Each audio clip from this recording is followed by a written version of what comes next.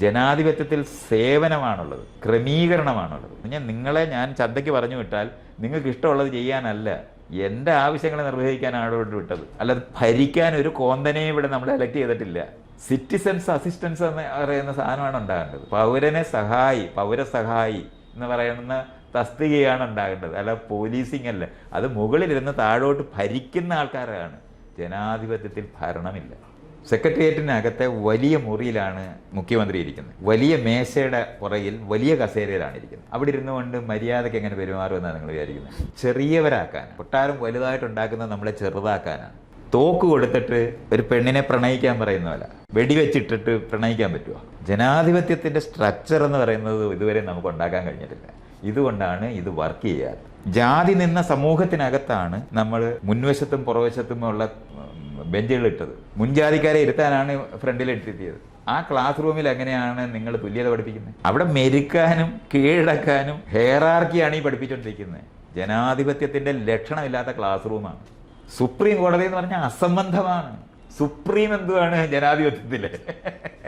ഇതൊക്കെ എന്നുണ്ടായതാണ്? 1947 ആഗസ്റ്റ് 16 ഏതെങ്കിലും വില്ലേജ് ഓഫീസിൽ ഇരിക്കുന്നവനോ, ഏതെങ്കിലും പോലീസ് സ്റ്റേഷനിൽ ഇരിക്കുന്നവനോ, ഏതെങ്കിലും കോടതിയിൽ ഇരിക്കുന്നവനോ, സെക്രട്ടേറിയറ്റിൽ ഇരിക്കുന്നവനോ അറിഞ്ഞിട്ടുണ്ടോ ഇന്ത്യക്ക് സ്വാതന്ത്ര്യം കിട്ടിയെന്ന്? ഇപ്പൊ വരുന്നത് പ്രജയല്ല പൗരനാണെന്ന് അറിഞ്ഞിട്ടുണ്ടോ? അസംബന്ധം പിടിച്ച ഈ ലോകത്തിരുന്നുകൊണ്ട് ജനാധിപത്യം വർക്ക് ചെയ്യത്തില്ല. അല്ലാതെ ഞാൻ രാഷ്ട്രീയത്തിൽ ഇറങ്ങാത്ത പ്രശ്നമല്ല ഇത്. ഞാൻ ഈ നാട്ടുകാരെ പറഞ്ഞ് മനസ്സിലാകാൻ ബാധ്യത എനിക്കുണ്ട്. 3 ദിവസം നല്ല അടിയായിരുന്നല്ലേ? അടിയും വിഷമവും ഒക്കെ ഉണ്ടായിരുന്നു. അപ്പോൾ എവിടെയോ ഒരിടത്ത് പെണ്ണിന്റെ കണ്ണീരിന്റെ മുന്നിൽ ഓക്കെ പറഞ്ഞു എന്നതാണ് സത്യം. പെണ്ണിന്റെ കണ്ണീരിലല്ല, ലോജിക്. അത് കരയുന്നത് കൊണ്ടല്ല. ജയശ്രീ പറഞ്ഞപ്പോൾ കരയുന്നു എന്നുള്ളതല്ലാതെ ജയശ്രീ കരഞ്ഞ് കാര്യം സാധിക്കുന്ന ഒരാളെ അല്ല, അങ്ങനെയല്ല. പക്ഷെ ജയശ്രീയുടെ ഏറ്റവും വലിയ ഇത് ഞാൻ ബേസ് ചെയ്തിരുന്നവരാണ് പോപ്പുലേഷൻ ഇൻക്രീസ് ഉണ്ടാകും എന്നുള്ളതാണ്. അപ്പോൾ അതുകൊണ്ട് ഞാനത് ചെയ്യേണ്ടതെന്ന് തീരുമാനിക്കുന്നവരാണ്. പക്ഷേ രണ്ടാമത്തെ ഏറ്റവും വലിയതെന്ന് പറഞ്ഞാൽ ജയശ്രീയോട് ആലോചിക്കാതെ എടുത്ത തീരുമാനം. അതിനകത്ത് ഡെമോക്രസി ഉണ്ട്. അപ്പോൾ അത് പറഞ്ഞപ്പോൾ ഇത് രണ്ടും വാലിഡായ റീസണാണ്. അങ്ങനെയാണ്. പിന്നെ ഒരു കുട്ടി അപ്പോൾ ഒരു എന്ത് സ്പഷ്ടതയുള്ള റിലേഷൻഷിപ്പ് അല്ലേ? നമ്മളൊക്കെ ഇങ്ങനെ ആംബിഗ്യൂട്ടിയിൽ കിടന്ന് വിഷമിക്കുന്നു, പറയാൻ പറ്റുന്നില്ല, അതിനിടയ്ക്ക് പ്രശ്നങ്ങളുണ്ടാകും, നാട്ടുകാരെല്ലാവരും വന്ന് കയറുന്നു. അതിനിടയ്ക്ക് ഇത് വളരെ ഹെൽത്തി ആയിട്ടുള്ള ഡിസ്കഷൻ ഉള്ള ഒരു റിലേഷൻഷിപ്പ്. അതൊക്കെ നമുക്ക് സ്വപ്നത്തിൽ മാത്രമേ ചിന്തിക്കാൻ. അല്ല, എൻ്റെ ഈ സുഹൃത്തുക്കളുടെ ഒരു ലോകമുണ്ട്. അവരെല്ലാവരും ഇൻവോൾവ് ആണ് ഇതിനകത്തെല്ലാം. ഈ ചർച്ചയ്ക്കകത്ത് എല്ലാവരും ഉണ്ട്. ഓഹോ, അപ്പൊ എല്ലാവരും ഉണ്ടായിരുന്നോ? പലരും. നമ്മൾ ഈ ഡിസ്കഷൻ എന്ന് പറയുന്നത് ഞാൻ പൊതുപ്രവർത്തകനായി ഒരു പബ്ലിക് ഡിസ്കഷനാണത്. ഞങ്ങളുടെ ഗ്രൂപ്പിനകത്തെങ്കിലും അത് പബ്ലിക്കായിട്ട് മാറുന്നുണ്ട്. അപ്പോൾ അത് ചർച്ച ചെയ്യുന്നുണ്ട്, കുട്ടി വേണോ വേണ്ട എന്നുള്ള കാര്യത്തിനകത്തൊക്കെ. അപ്പോൾ കുട്ടി വേണ്ടെന്ന് ഞാൻ നിലപാടെടുക്കുന്നതിനുള്ള ന്യായം ഞാൻ പറയുന്നുണ്ട്. അതിലെന്ന് പറഞ്ഞാൽ 2 വ്യക്തികൾ ചേർന്ന് പേഴ്സണലായിട്ട് എടുക്കേണ്ട ഒരു ഡിസിഷൻ അല്ലേ അത്? അല്ലല്ല, നമ്മൾ അങ്ങനെ ഒരു പേഴ്സണൽ ഒന്നും ഇല്ല. ചുമ്മാ വെറുതെ ആൾക്കാരിങ്ങനെ പ്രൈവസി ഒന്നും പേഴ്സണൽ എന്നൊക്കെ പറയുന്ന പോലൊന്നും മനുഷ്യരാരും ഇല്ല. അതൊരു ഇല്ലാത്ത സങ്കല്പമാണ്. 2 പേരുടെ എന്തോ ഒരു സാധനമാണെന്ന്. നിങ്ങളുടെ ജനിതകം നിങ്ങളുടേതാണോ? നിങ്ങളുടെ അമ്മയുടെ അച്ഛൻ്റെ ആണോ? ഒന്നുമല്ല. ഈ ബാക്ടീരിയ ഉണ്ടായപ്പോൾ തൊട്ട് വന്നതാണ് ഈ ജനിതകമൊക്കെ. അതിങ്ങനെ വരുന്നതിന് അറ്റത്തല്ലയോ നമ്മളുള്ളത്. നമ്മുടേതല്ല, നമ്മുടെ അമ്മയുടെ അച്ഛൻ്റെ അപ്പൂപ്പൻ്റെ ആണെന്നൊക്കെ നമുക്ക് തോന്നും. അതൊന്നും അറിയാമല്ല. അപ്പോൾ അതൊക്കെ നമ്മളിങ്ങനെ അറിയണം. നമ്മൾ നമ്മുടേതല്ലെന്ന് അറിയേണ്ടതും. ഈ ലോകത്ത് നക്ഷത്രം ഉണ്ടാകുന്ന സമയം തൊട്ട് രൂപപ്പെട്ടു വന്നിരിക്കുന്ന ആയിരക്കണക്കിന് കാരണങ്ങളും കാര്യങ്ങളും കൂടെ ചേർന്നിട്ടാണ് നമ്മൾ ഈ പറയുന്നിടത്ത് നമ്മളെല്ലാം എത്തുന്നത്. ഇനിയും മലയാള ഭാഷ നമ്മൾ 2 പേരും സംസാരിക്കുന്നുണ്ട്. ഇതിനകത്ത് എന്തെങ്കിലും ഓണർഷിപ്പ് നമുക്കുണ്ടോ? ഇല്ല. അതേ സമയത്ത് ചോദിച്ചു തുടങ്ങിയാൽ നമ്മളെല്ലാവരും അല്ല, അതെ, അങ്ങനെയാണത് മനസ്സിലാക്കേണ്ടത്. ആളുകൾ പറയുമ്പോൾ ഇങ്ങനെ പ്രൈവറ്റായ എനിക്കെന്തോ ഉണ്ടെന്ന് തോന്നുന്ന കാര്യങ്ങളില്ലേ, അങ്ങനൊന്നുമില്ല. അതൊക്കെ ഫൈനലി നിങ്ങൾ ഡിസൈഡ് ചെയ്തു. നമ്മൾ ഡിസൈഡ് ചെയ്യുന്നത് അങ്ങനെയാണ്. അപ്പോൾ ഇതുപോലുള്ള വളരെ എൻ്റെ ആർഗ്യുമെന്റ് ബേസ് ചെയ്തിരുന്നതാണ് പോപ്പുലേഷൻ കൂടും. അത് തെറ്റാണെന്ന് ജയശ്രീ പറഞ്ഞപ്പോൾ തന്നെ നമുക്ക് അത് വിട്ട്. രണ്ടാമത് ജയശ്രീ ഇല്ലാതെ എടുത്ത നിലപാടാണ്. വീണ്ടും അത് തെറ്റാണെന്ന് ബോധ്യമായി. അവരുമായിട്ട് ചർച്ച ചെയ്ത് തീരുമാനിക്കേണ്ടതാണ്. അപ്പോൾ ഇത് രണ്ടിനും ഉത്തരമായിട്ട് വരുമ്പോൾ ഒരു കുഞ്ഞിനെ ഉണ്ടാക്കിയാൽ പോപ്പുലേഷൻ കൂടത്തില്ലെന്നും ജനാധിപത്യപരമായി തീരുമാനം എടുക്കും എന്നുള്ളതാണ്. അപ്പോൾ കുഞ്ഞിനെ ഉണ്ടാക്കിയാൽ വളർത്തണം. അപ്പം ഞാൻ വളർത്തുന്നതിന് ബുദ്ധിമുട്ട് അറിയുന്ന ആളാണ്. അത് കാരണം കൊണ്ടായിരുന്നു 5 വയസ്സുള്ള കുട്ടിയൊക്കെ നോക്കിയത്. പക്ഷേ ഒരിക്കൽ തീരുമാനിച്ചു കഴിഞ്ഞാൽ അന്ന് തൊട്ട് പിന്നെ കുഞ്ഞിനെ നോക്കുക എന്ന് പറയുന്ന കാര്യത്തിനകത്ത് വളരെ അപ്പം ഞാൻ പ്രസവം എടുക്കുന്നിടത്ത് വരെ ശ്രമിച്ചായിരുന്നു.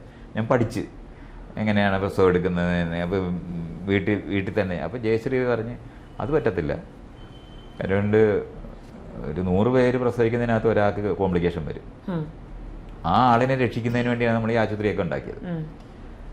അപ്പോൾ അത് കാരണം കൊണ്ട് ആശുപത്രി ഉള്ളപ്പോൾ ആശുപത്രി തന്നെ ചെയ്യണം, അല്ലാതെ വീട്ടിൽ ചെയ്യണ്ട. അത് പിന്നെ മെഡിക്കൽ സയൻസ് ഈ തരത്തിലുള്ള എമർജൻസി വരുമ്പോൾ ഒരു ബ്ലീഡിങ് തുടങ്ങിപ്പോയി കഴിഞ്ഞാൽ പിന്നെ ചെയ്യണമെന്നുണ്ടെങ്കിൽ അത് ആശുപത്രിയിലായേ പറ്റൂ, അത് മരിച്ചു പോകും അല്ലെങ്കിൽ. അപ്പോൾ ആ റിസ്ക് ഉണ്ട്. അപ്പോൾ ചേച്ചി പറഞ്ഞ് മെഡിക്കൽ സയൻസ് മോഡേൺ സയൻസിൻ്റെ ഇതിനകത്ത് വീട്ടിൽ പറ്റത്തില്ല, അത് ഹോസ്പിറ്റലിൽ ചെയ്യുന്നതാണ് ശരി. അപ്പോൾ ഞാൻ അത് ഉപേക്ഷിച്ചു. കനി വന്നതിന് ശേഷമുള്ള മാനസികമായ വേറൊരു കുട്ടീനെ നോക്കുന്നത് ഒക്കെ fine, what ever it is, അങ്ങനെ ഒരു വ്യത്യസ്ത ചിന്താഗതിയുള്ള ആളല്ലായിരിക്കാം മൈത്രേയൻ. എന്നാലും സ്വന്തം ഒരു കുട്ടി ജനിച്ചു കഴിഞ്ഞപ്പോൾ വന്ന മാനസിക വ്യത്യാസങ്ങൾ എന്തൊക്കെയായിരുന്നു? സത്യത്തിൽ മറ്റുള്ളവരാരും പറയുന്ന പോലെ ഞാനൊന്നും അനുഭവിച്ചിട്ടില്ല. എൻ്റെ കുഞ്ഞ് എന്നൊന്ന്, കുഞ്ഞിനെ നമ്മൾ കൊണ്ടാക്കി വളർത്തണമെന്ന് തീരുമാനിച്ചപ്പോൾ തന്നെ ആ കുഞ്ഞ് എൻ്റെ കുഞ്ഞായിരിക്കണമെന്നുള്ള ആ സ്പിരിറ്റ് ഇല്ല, ആദ്യമേ തൊട്ട് അങ്ങനെ ഇല്ല. അതുകൊണ്ടല്ലേ ഞാൻ പറഞ്ഞ 5 വയസ്സുള്ള കുഞ്ഞുള്ള ഒരു കുട്ടിയെ എന്നെ സംബന്ധിച്ചുള്ള അങ്ങനെ എൻ്റെ കുഞ്ഞിനെ വളർത്തുന്നു എന്നൊന്നും പറഞ്ഞ് ഈ സിനിമയ്ക്കകത്തൊക്കെ അഭിനയിച്ച് കാണിക്കുന്ന പോലെ ഒന്നും അനുഭവിച്ചിട്ടേ ഇല്ല. അല്ലാതെ അവളോട് പ്രത്യേകിച്ച് നമ്മൾ ഏത് കൊച്ചു കുഞ്ഞിനെയും കണ്ടാൽ നമ്മൾ ഓമനിച്ചു പോകും. അത് കുഞ്ഞുങ്ങളോട് പൊതുവേ നമുക്ക് തോന്നുന്ന കാര്യമുണ്ടാകും. എൻ്റെ കുഞ്ഞിനെ ഇപ്പോൾ 2 കുഞ്ഞുങ്ങളിരിക്കുകയാണെങ്കിൽ ഒരു കുഞ്ഞിനെ എടുക്കുകയും മറ്റേ കുഞ്ഞിനെ കളഞ്ഞിട്ട് പോകുക. സീരിയലുകാർക്ക് വേണമെങ്കിൽ അങ്ങനെയൊക്കെ ചെയ്യാം, അല്ലാതെ മനുഷ്യർ ചെയ്യുമെന്ന് എനിക്ക് തോന്നുന്നില്ല. സീരിയലിനകത്തൊക്കെ എങ്ങനെയാണ്, അല്ലാതെ അങ്ങനത്തെ മനുഷ്യർ നേരത്തെയൊക്കെ അങ്ങനെ ഈ ജാതി കൊണ്ടും ഈ മറ്റുള്ളവർ ഒരിക്കലും നോക്കാത്തവരായിട്ടിരിക്കുകയൊക്കെ ചെയ്തിരുന്ന സമയത്ത് മനുഷ്യർ അങ്ങനെ പെരുമാറിയിട്ടുണ്ടെങ്കിൽ ഇപ്പോൾ ആളുകൾ അങ്ങനെ പെരുമാറുമെന്ന് ഞാൻ വിചാരിക്കുന്നേ ഇല്ല. നമുക്ക് അത്രത്തോളം മാറ്റമൊക്കെ നമുക്ക് വന്നിട്ടുണ്ട്.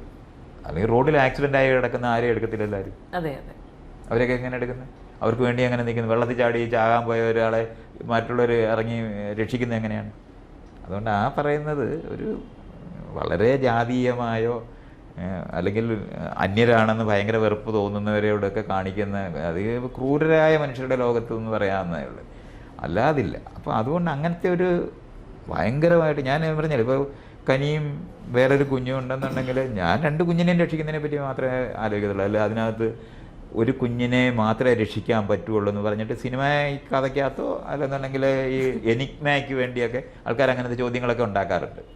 എത്തിക്കൽ ഡയലമ ഉണ്ടാക്കാൻ വേണ്ടി ചോദ്യങ്ങളൊക്കെ അങ്ങനെ ഉണ്ടാക്കാറുണ്ട്. പക്ഷെ അങ്ങനെ ഉണ്ടാക്കുമ്പോഴും നമ്മൾക്ക് രക്ഷിക്കാൻ പറ്റുമെന്നുണ്ടെങ്കിൽ രക്ഷിക്കുക തന്നെ ചെയ്യുന്നുണ്ട്. അല്ലാതെ ഇതിൽ ആരെ രക്ഷിക്കണമെന്ന് പറഞ്ഞാൽ ആലോചിച്ച് എന്തെങ്കിലും പ്രതികരിക്കുമെന്ന് ഞാൻ വിചാരിക്കുന്നേ ഇല്ല. അപ്പം അതിൽ ഇതൊക്കെ ഇൻ്റർവ്യൂ കണ്ടിട്ട് മനസ്സിലാക്കിയ കാര്യമാണ്. ഇങ്ങനെ മൈത്രേയൻ വീട്ടിൽ കനീനെ നോക്കുമായിരുന്നു, ജയശ്രീയാണ് ജോലി ചെയ്യാൻ പോകുന്നതൊക്കെ. അങ്ങനെ ഒരു ഡിസ്കഷൻ ഉണ്ടായിട്ടുണ്ടോ? നമുക്ക് ഇങ്ങനെ ഒരു റോൾ റിവേഴ്സൽ നമുക്ക് ചെയ്യാമെന്ന്? അങ്ങനെ ഡിസ്കസ് ചെയ്യാതെ തന്നെ ഞാൻ ഉത്തരവാദിത്വത്തോടെ കുഞ്ഞിനെ നോക്കുമെന്നുള്ള കാര്യം കുഞ്ഞിനെ ഉണ്ടാക്കാൻ തീരുമാനിച്ചപ്പോൾ തൊട്ട് എടുക്കുന്നതാണ്. പിന്നെ ഫെമിനിസം അറിയുന്ന കാരണം കൊണ്ട് ഇത് ഷെയർ ചെയ്യേണ്ടതാണെന്നറിയാം.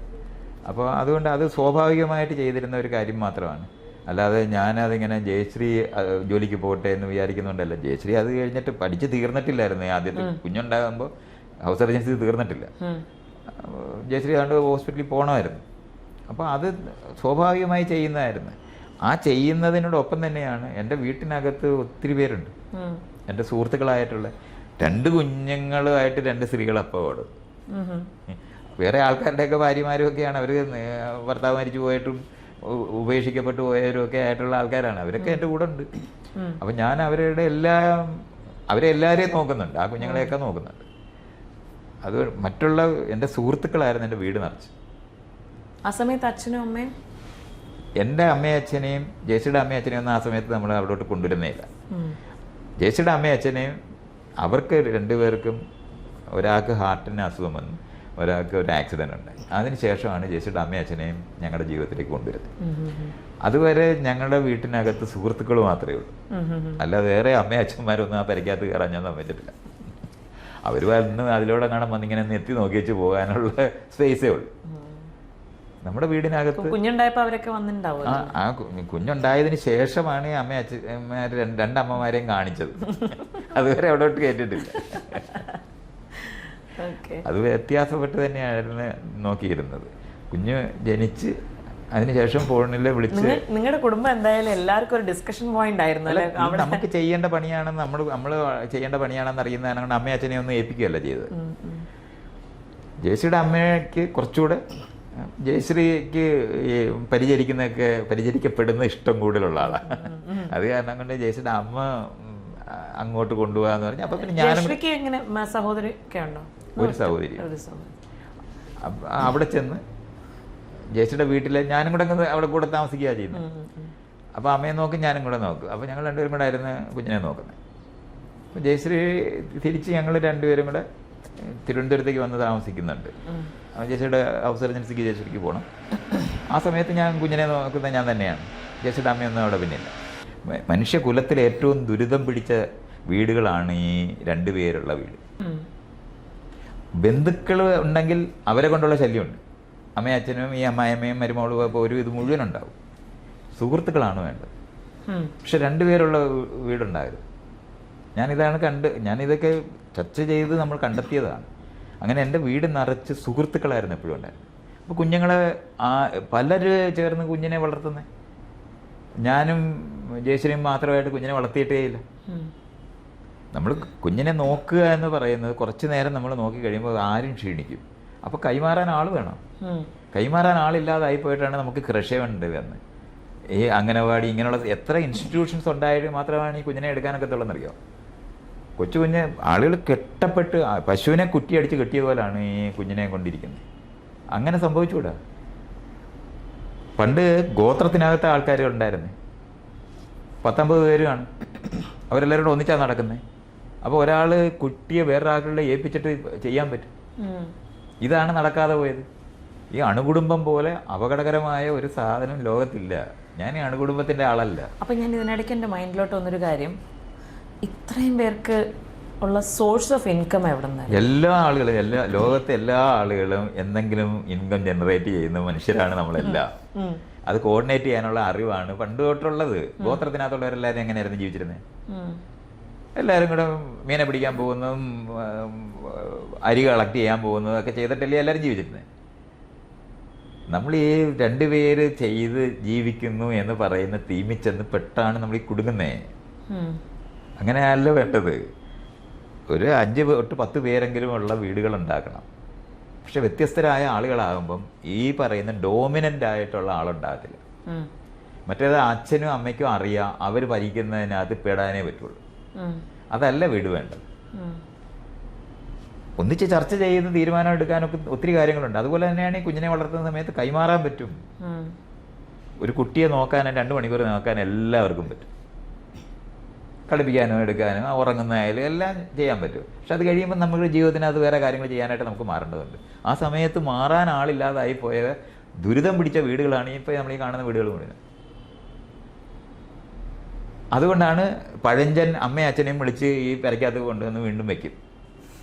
എന്നിട്ട് അവർ പണ്ട് കാലത്ത് പറഞ്ഞൊക്കെ അത് ചെയ്യാനായിട്ട് തുടങ്ങും. അപ്പോൾ ഈ പുതിയ അറിവും പഴയ അറിവും തമ്മിൽ ചേരത്തേ ഇല്ല, വഴക്കാവും. ആൾക്കാർക്കുള്ളൊരു ഏറ്റവും വലിയൊരു കൺഫ്യൂഷനാണ് 2 പേര് ചേർന്നിട്ട് കുഞ്ഞിനെ വളർത്തുകയാണെന്ന് വിചാരിച്ചിട്ട്. 2 പേര് ചേർന്ന് കുഞ്ഞിനെ വളർത്താനൊക്കെ ഇല്ലേ. ആ വളർത്തുമ്പോൾ മിസറബിൾ ആവുകയും ചെയ്യും. നമ്മൾ പരസ്പരം വഴക്കിടും. ഫ്രസ്ട്രേഷൻ ഉണ്ടാവും.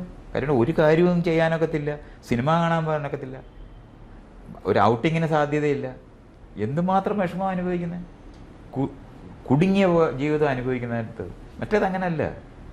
വേറെ ആളുകൾ നമ്മുടെ ജീവിതത്തിൽ വേണം. അത് ബന്ധുക്കളാകേണ്ടത് ആവശ്യം പുതിയതാണ്. പണ്ട് ബന്ധുക്കളായിരുന്നു എല്ലാവർക്കും ഉണ്ടായിരുന്നു. അങ്ങനെയായിരുന്നു ബന്ധുത്വം ഉറപ്പിക്കാൻ വേണ്ടി എല്ലാവരും എല്ലാ കാര്യത്തിനകത്തും ബന്ധുക്കളെ വിളിച്ചു വരുത്തുന്ന ഈ ആവശ്യങ്ങൾക്ക് വേണ്ടിയാണ്. പക്ഷെ അതിനകത്ത് ഈ പറയുന്ന ഹെറാർക്കിക്കലായിട്ടുള്ള പ്രശ്നങ്ങൾ വരും.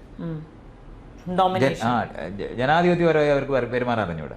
അമ്മാവനായിരിക്കുന്നവന് ചിറ്റപ്പനായിരിക്കുന്നവനെല്ലാം കയറി ആ അഭിപ്രായം പറഞ്ഞ് ആകെ കുഴപ്പത്തിലായ എന്ത് തീരുമാനം എടുക്കണം എന്ന് അറിഞ്ഞൂടാകും. മറ്റേത് അങ്ങനെയല്ല. സുഹൃത്തുക്കളാകുമ്പോൾ കൺസൾട്ടേഷനേ നടക്കത്തുള്ളൂ. നമുക്ക് ചെയ്യാൻ അനുവാദം ഉണ്ടാകും. പക്ഷേ ഇങ്ങനത്തെ വശങ്ങൾ നീ നോക്കേണ്ടതുണ്ട് എന്ന് പറയും. ആ കൺസൾട്ടേഷൻ നടക്കേണ്ടതാണ് ആധുനിക ജനാധിപത്യ സമൂഹത്തിനകത്ത് വേണ്ടത്. നമ്മുടെ 2 പേര് മാത്രമായിട്ട് ജീവിക്കുന്നത് നമ്മൾ ലൈംഗിക ബന്ധത്തിൽ ഏർപ്പെടാൻ പോകുമ്പോൾ മുറിക്കോ വാതിലടച്ചാൽ മതി, അതല്ലാതെ ബാക്കി കാര്യങ്ങൾക്ക് വേണ്ടി എന്തിനാണ്? ബാക്കി പ്രൈവസി എന്ന് പറയുന്നത് വെറും അസമ്മതം പിടിച്ച ഒരു സാധനം മാത്രമാണ്. യഥാർത്ഥത്തിൽ നമ്മളൊരു സംഘജീവിയാണ്. ധാരാളം ജനങ്ങൾ നമ്മുടെ ജീവിതത്തിനകത്ത് പലതരത്തിൽ സഹകരിച്ച് ജീവിക്കേണ്ടതാണ്. അതിനകത്തെല്ലാം നമുക്ക് സ്കൂള് തിരഞ്ഞെടുക്കണം, കുട്ടിയെ എവിടെ വിടണം എന്നുള്ളത് അവരൊന്ന് ഞാൻ പറഞ്ഞില്ല, അവരെ കൈമാറാൻ ആൾ വേണം എന്നുള്ളതാണ് ഏറ്റവും വലിയ പ്രാധാന്യമുള്ളത്. അത് ഞാൻ എൻ്റെ ജീവിതത്തിനകത്ത് അനുഭവിച്ചിട്ടേ ഇല്ല. വീട് നിറച്ച് യൗവനമുള്ള ആളുകൾ ഇഷ്ടം പോലെ ഉണ്ടായിരുന്നു. അപ്പോൾ അവരുമായിട്ട് എല്ലാം അപ്പോൾ ജയശ്രീ ഞാനും തമ്മിലുള്ള ചർച്ചയ്ക്കകത്ത് മുഴുവൻ അവരെല്ലാവരും അഭിപ്രായം പറയും. അവന്മാരെല്ലാം പെണ്ണായാലും ശരി മുഴുവൻ ഉണ്ടാവും ജയശ്രീയുടെ കൂടെ ആയിരിക്കും. കാരണം ഞാൻ കൂട്ടത്തിൽ കുഴപ്പം പിടിച്ചവനാണെന്ന് എല്ലാവർക്കും അറിയാവുന്നുണ്ട്. ഞാൻ ഭരിക്കുന്ന ഒരുത്തനാണെന്നുകൊണ്ട് അവർ മുഴുവൻ പേരും ജയശ്രീ ചർച്ച ചെയ്യാനായിട്ട് ഈ ആളുകളെ മുഴുവൻ ചെലവിനൊക്കെ ഞാൻ തന്നെ കണ്ടുപിടിക്കേണ്ടിയും വരും.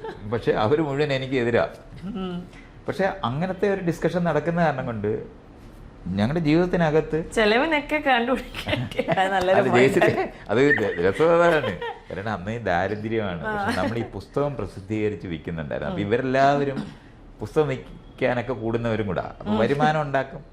അപ്പൊ എല്ലാവരും പണിയെടുത്തിട്ട് ചെയ്യും. അപ്പൊ ജയശ്രീ പോയിട്ട് ജയശ്രീ ജോലി ചെയ്ത് വീട് നടത്തിയിട്ടില്ല, ഒരു സമയത്തും ചെയ്തിട്ടില്ല. ജയശ്രീ വീട് ഞങ്ങൾ ആകെ ഒരു ഇന്റർവ്യൂവിൽ ഞാൻ കേട്ടിട്ടുണ്ടായിരുന്നു. അത് ജയശ്രീ സത്യം പറഞ്ഞാൽ എനിക്ക് ആ ഏരിയ അറിഞ്ഞുകൂടാത്തണ്ട. ജയശ്രീ വീടിന് വാടക തരും, ബാക്കി ചെലവെല്ലാം ഞാൻ എടുക്കണം. ചെലവ് ഞാനും കനിയുടെ എടുത്താൽ മതിയല്ലോ. പക്ഷെ ഞാൻ രസമുള്ളത് ചെലവ് ഞാൻ നോക്കണം, അവരെല്ലാരും കൂടെ കാര്യം ഭയങ്കര കൊടുക്കാരുന്ന അമ്മമാര് എപ്പോഴും പാടാ. കരണ്ട് അവിടെ ലൈറ്റ് ഓഫ് ചെയ്തിട്ടില്ല, അപ്പം ഇലക്ട്രിസിറ്റി ബില്ല് കൊടുക്കുമ്പോൾ അത് കൂടുന്ന സമയത്ത് അത് കുറയ്ക്കണം എന്നുള്ള ലൈറ്റൊക്കെ ഞാൻ ഓഫ് ചെയ്യും. ഇവന്മാരും ഓഫ് ചെയ്തിട്ടില്ല. എന്നിട്ട് അത് ഞാനിങ്ങനെ വഴക്കൊക്കെ പറയുന്ന കാരണം കൊണ്ട് ഇവരെല്ലാവരും കൂടെ ജയശ്രീയുടെ വർഷത്തേക്ക് ജയശ്രീ ആണെങ്കിൽ ലൈറ്റ് ഓഫ് ചെയ്യത്തേയില്ല. അപ്പോൾ ഇതെല്ലാം ചെയ്യും. അപ്പോൾ ഒരു ദിവസം ലൈറ്റ് ഓഫ് ചെയ്യാൻ ഞാൻ മറന്നുപോയി. അന്ന് അവർ പടക്കം മേടിച്ച് പൊടും. അങ്ങനത്തെ ഒരു നല്ല ഡിസ്കഷനാണ് ഇവരക്കകത്ത്. ജനാധിപത്യപരമായിട്ടുള്ള പിന്നെ രാഷ്ട്രീയവും സാമൂഹികവുമായ മേഖലകളിലെല്ലാം ഡിസ്കഷൻ നടക്കുന്നത്. ഞങ്ങൾ പുസ്തകം സത്യത്തിൽ ഞങ്ങൾ ജീവിച്ചിരുന്നത് പുസ്തകം വിറ്റിട്ടാണ്. പുസ്തകം പ്രസിദ്ധീകരിച്ച് രാഷ്ട്രീയ പ്രവർത്തനത്തിന്റെ ഭാഗമായിട്ടാണ്. ഫ്രണ്ട്സ് എന്ന് പറയുമ്പോൾ അതിനകത്ത് മൊത്തം ബുദ്ധിജീവികളോട് എല്ലാവരും കൂടെ ചേർന്നിട്ട് ആ ചെയ്യുന്ന. അപ്പം ഒരു കാര്യം ചെയ്യുമ്പോൾ വിമർശനം ഉന്നയിക്കുന്നുണ്ടാവുക ഒരാൾ.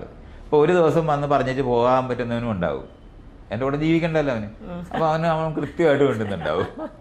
നിങ്ങൾ ഈ പറയുന്ന മുഴുവൻ തെറ്റാണെന്നൊക്കെ പറഞ്ഞിട്ട്. അപ്പോൾ നമ്മൾ നല്ല പണിയെടുക്കേണ്ടി വരും. കാരണം ബാക്കിയുള്ളവർക്ക് ആശയമൊക്കെ അവൻ കൊടുത്തു കാണും. അപ്പം നല്ലോണം മെയ്വഴക്കത്തോടെ നല്ലോണം ശരിക്കും പറഞ്ഞാൽ നമ്മൾ സത്യസന്ധരാകാൻ ബാധ്യത വരും. മറ്റുള്ളവരുടെ നോട്ടത്തിന്റെ കീഴിലാണ്. രസമായിരിക്കും അല്ലേ ആ ഒരു ലൈഫ്. അല്ല നമ്മൾ മറ്റുള്ളവരുടെ പച്ച മനുഷ്യന്മാരുടെ ഇടയ്ക്ക് അല്ലേ. ശരിക്കും അങ്ങനെ ഇതിനൊരു പ്രൈസ് ഉണ്ട്. നേരത്തെ പറഞ്ഞില്ലേ ഇത്രയും പേരുടെ ചെലവിന്റെ കാര്യവും എല്ലാം. പക്ഷെ നല്ലൊരു ഗോളാണ്. അതിനൊരു സംശയം വേണ്ട. അന്ന് എൻ്റെ കൂടെ എൻ്റെ വീടിനകത്തൂടെ കടന്നു പോയവർ ഇന്ന് കേരളം മുഴുവൻ നിങ്ങൾ അറിയപ്പെടുന്ന ആളുകൾ തന്നെയാണ്. നമ്പർ ഞാനിപ്പോ അവരുടെ ഒന്നും പേര് പറയാനായിട്ട് ഇങ്ങനത്തെ ഒരു ഡിസ്കഷൻ അത് പറയുന്നില്ലെന്നേ ഉള്ളൂ. ഇപ്പൊ കേരളത്തിനകത്ത് നിങ്ങൾ അറിയപ്പെടുന്നവരെന്ന് വിചാരിക്കുന്നതിനകത്ത് ഒരു 50%-നും 80%-നും ഇടയ്ക്ക് എൻ്റെ കൂടെ ഈ വീടുകളിൽ കൂടെ കയറിപ്പോയ മനുഷ്യർ തന്നെയാണ്. അല്ല ഡെഫിനറ്റ്ലി എനിക്ക് തോന്നുന്നു മൈത്രേനുമായിട്ട് കുറേ നേരം ഒരാൾക്ക് കഴിഞ്ഞു പോകണമെങ്കിൽ മിനിമം ഒരു ലെവൽ എന്തായാലും ഉണ്ടാവണം ആ വ്യക്തി ചിന്താഗതി. ഇന്ന് നിങ്ങൾ കാണുന്ന ആള് അല്ലല്ലോ ഞാനന്ന് എനിക്ക് അറിഞ്ഞുകൂടാത്ത കാര്യങ്ങളാണ് ചെയ്യുന്നതല്ല. നമുക്ക് ഇങ്ങനെ ആയാൽ കൊള്ളാം എന്ന് നമ്മൾ ചെയ്ത് പഠിച്ചവരാ. അല്ലാതെ ഏതെങ്കിലും ഒരു സിദ്ധാന്തം കേട്ടിട്ട് അതങ്ങനെ ജീവിക്കുകയല്ല, ചെയ്ത് പഠിച്ചിട്ടുള്ളവരാ. എന്നാൽ എല്ലാ സിദ്ധാന്തങ്ങളും വായിക്കുകയും പഠിക്കുകയും ചെയ്യുന്നുണ്ട്, അത് ഡിസ്കസ് ചെയ്യുകയും ചെയ്യുന്നുണ്ട്. അപ്പോൾ അങ്ങനെ ചെയ്തിരിക്കുന്ന ഒരു സ്ഥലമുണ്ട്. അപ്പോൾ ഈ വീട് നടത്തുന്ന സമയത്ത് ഞാനത് പറഞ്ഞില്ല, ഞാനിപ്പം ആളുകൾ ചോദിക്കുമ്പോൾ ഉത്തരം പറയുന്നത് ഞാൻ ജീവിച്ച കാര്യങ്ങളായി പറയുന്നത്. എനിക്ക് വേറെ പോയിട്ട് പ്രമാണങ്ങൾ നോക്കണ്ട. ഏത് പുസ്തകത്തിലാണ് ഇത് കിടക്കുന്നതെന്നൊക്കെ ചില ആൾക്കാർ ചോദിക്കും. ഒരു പുസ്തകം എനിക്ക് നോക്കണ്ട. കാരണം ഞാൻ ഒരു സിദ്ധാന്തം ഉണ്ടെങ്കിൽ അത് ജീവിച്ച് നോക്കുമ്പോഴാണ് നമ്മുടെ അതിരിലും ഈ സിദ്ധാന്തത്തിൻ്റെ അതിരിലും നമ്മളെത്തും. സിദ്ധാന്തത്തിന് അതിരുണ്ടെന്ന് അറിയണമെന്നുണ്ടെങ്കിലും നമ്മൾ ജീവിച്ചാലേ പറ്റുള്ളൂ. അപ്പോൾ എന്നെക്കാളും മെച്ചപ്പെട്ട് ജീവിക്കുന്ന ഒരാൾ എന്നെക്കാളും നന്നായിട്ട് ചിലപ്പോൾ അത് എക്സിക്യൂട്ട് ചെയ്യുന്നുണ്ടാവും. പക്ഷേ എന്ന് വിചാരിച്ചാൽ നമുക്കത് അറിഞ്ഞുകൂടാതെ വരത്തില്ല. അതിനകത്ത് നമുക്ക് കാഴ്ച ഉണ്ടാകും. ഓക്കെ, എന്നെക്കാളും നന്നായിട്ട് ഇപ്പോൾ നമ്മൾ ഷട്ടിൽ കളിക്കുന്നു അല്ലെങ്കിൽ ക്യാരംസ് കളിക്കുന്നു എന്ന് പറയുമ്പോൾ ആ കളിയിൽ ഒരാൾ കൂടുതൽ പക്ഷെ നമുക്ക് കളി അറിയാം. എക്സ്പെർട്ട്നെസ്സിനകത്ത് മാത്രമുള്ള വേരിയേഷനെ വരുള്ളൂ. പക്ഷെ നമ്മൾ പ്രാക്ടീസ് ചെയ്ത ആൾക്കാരാണ്. ആ പ്രാക്ടീസ് ചെയ്തിട്ടുണ്ടാക്കിയ അറിവാണ് ഞാൻ ഈ പറയുമ്പോൾ ഇപ്പോൾ ഉള്ളത്. ഇപ്പം നിങ്ങൾ ഈ പറയുന്ന ക്ലാരിറ്റി, വ്യക്തതയോടെ പറയുന്നു എന്ന് പറയുമ്പോൾ സിദ്ധാന്തം പറയുകയല്ല ചെയ്യുന്നത്, ഏതെങ്കിലും പുസ്തകത്തിൽ നിന്ന് വായിച്ചിട്ട് പറയുകയല്ല ചെയ്യുന്നത്. പുസ്തകങ്ങൾ വായിച്ചിട്ടുണ്ട്, പക്ഷെ അത് ഡിസ്കസ് ചെയ്തിട്ടുണ്ട്. അതൊരു ബോണസായി മാറി. അത് അതിൻ്റെ സൈഡ് എല്ലാ സ്ഥലങ്ങളിലും നിൽക്കുന്നുണ്ടാകും. പക്ഷെ നമ്മൾ ജീവിക്കാൻ ശ്രമിക്കുന്ന സമയത്ത് നമ്മൾ ഈ ഓരോ സ്ഥലത്തും ഈ സിദ്ധാന്തത്തിന് ഇത്രയും സാധ്യതകളുണ്ട്, ഇതിനപ്പുറത്തോട്ട് അത് പോകത്തില്ല, ഈ സിദ്ധാന്തത്തിന് പരിമിതിയുണ്ട് എന്ന് തിരിച്ചറിയാൻ പറ്റുന്ന സ്ഥലങ്ങളുണ്ട്. അത് ഞാൻ ഈ ഇതുവരെ മനുഷ്യൻ വികസിപ്പിച്ചിട്ടുള്ള എല്ലാ സിദ്ധാന്തങ്ങളും ഞാൻ ഇതുപോലെ വായിക്കുകയും പഠിക്കുകയും ചെയ്തിട്ടുണ്ട്. അതുകൊണ്ട് എനിക്കത് അറിഞ്ഞുകൂടാത്ത കാര്യങ്ങളൊന്നുമല്ല.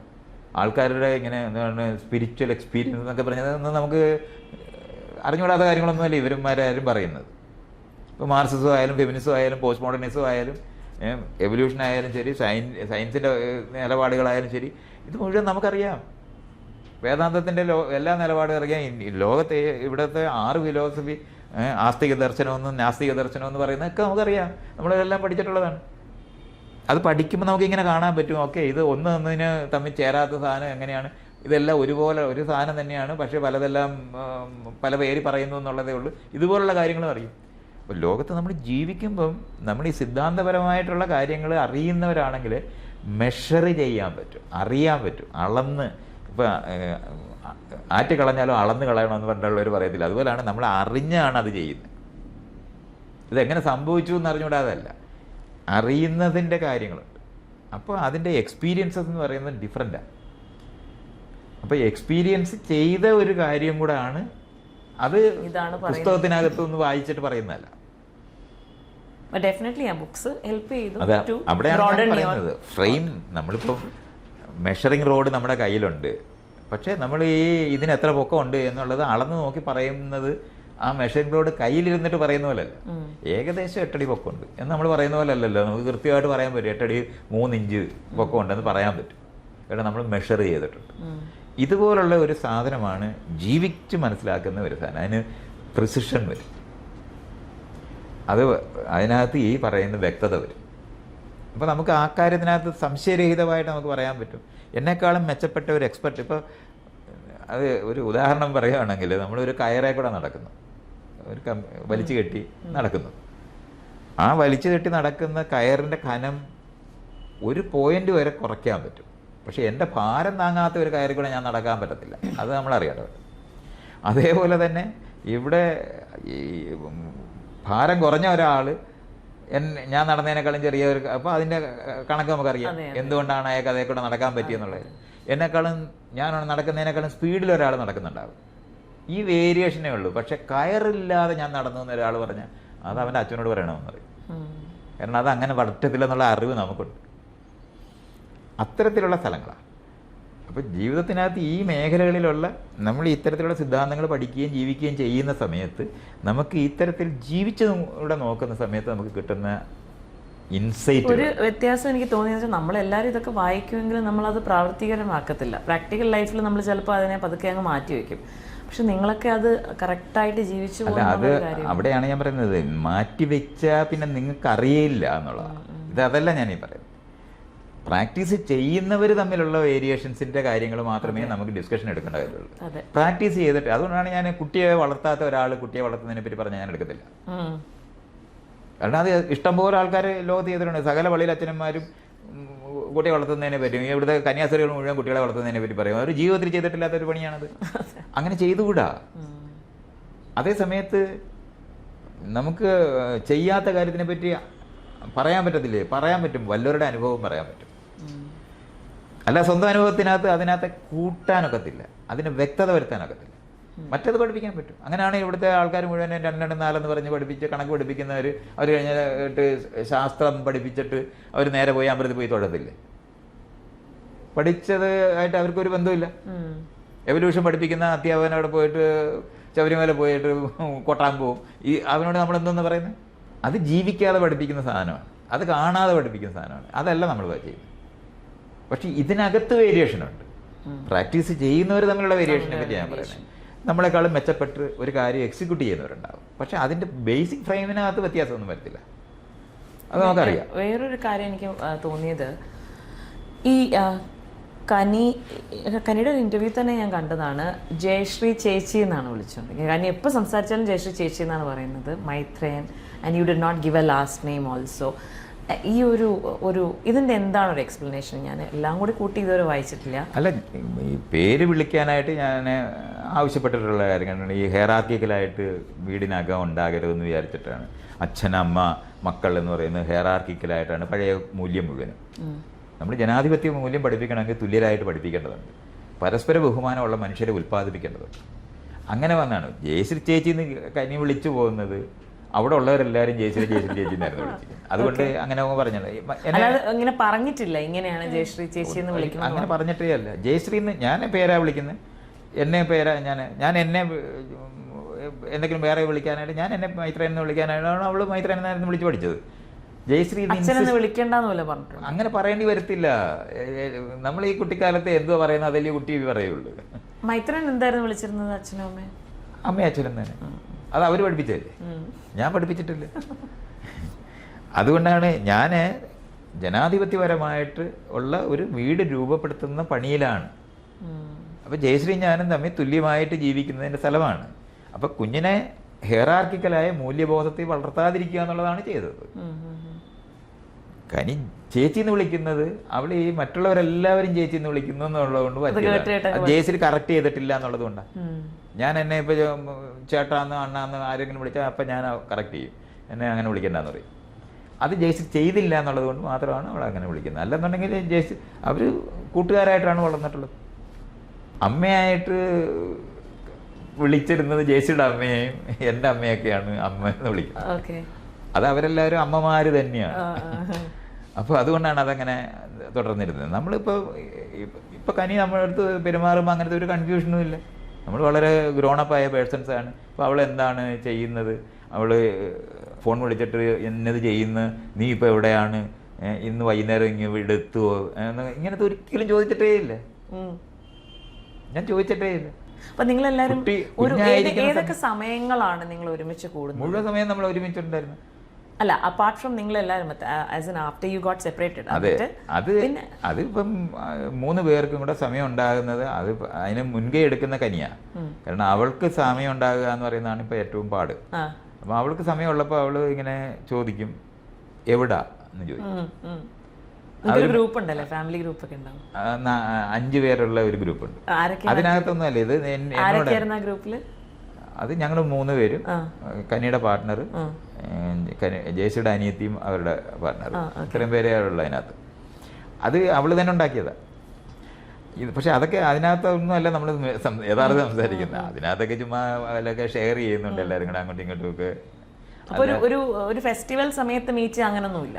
അങ്ങനില്ല. അത് ഉണ്ടായിരുന്നത് ജയശ്രീയുടെ അമ്മയും അച്ഛനും എൻ്റെ അമ്മയും അച്ഛനും ഒക്കെ ഉണ്ടായിരുന്നപ്പോൾ അവർക്ക് അവരുടെ ഓണം, അവരുടെ ക്രിസ്മസ്, അവരുടെ എന്തെങ്കിലും ഉത്സവങ്ങളുമായിട്ട് ബന്ധപ്പെട്ട് അവർ സെലിബ്രേറ്റ് ചെയ്യുന്ന എന്തെങ്കിലും ഉണ്ടെങ്കിൽ അവരുടെ ബർത്ത്ഡേ ഒക്കെ വന്നത് മാത്രമാണ് നമ്മൾ അങ്ങനെ പോയിട്ടുള്ളത്.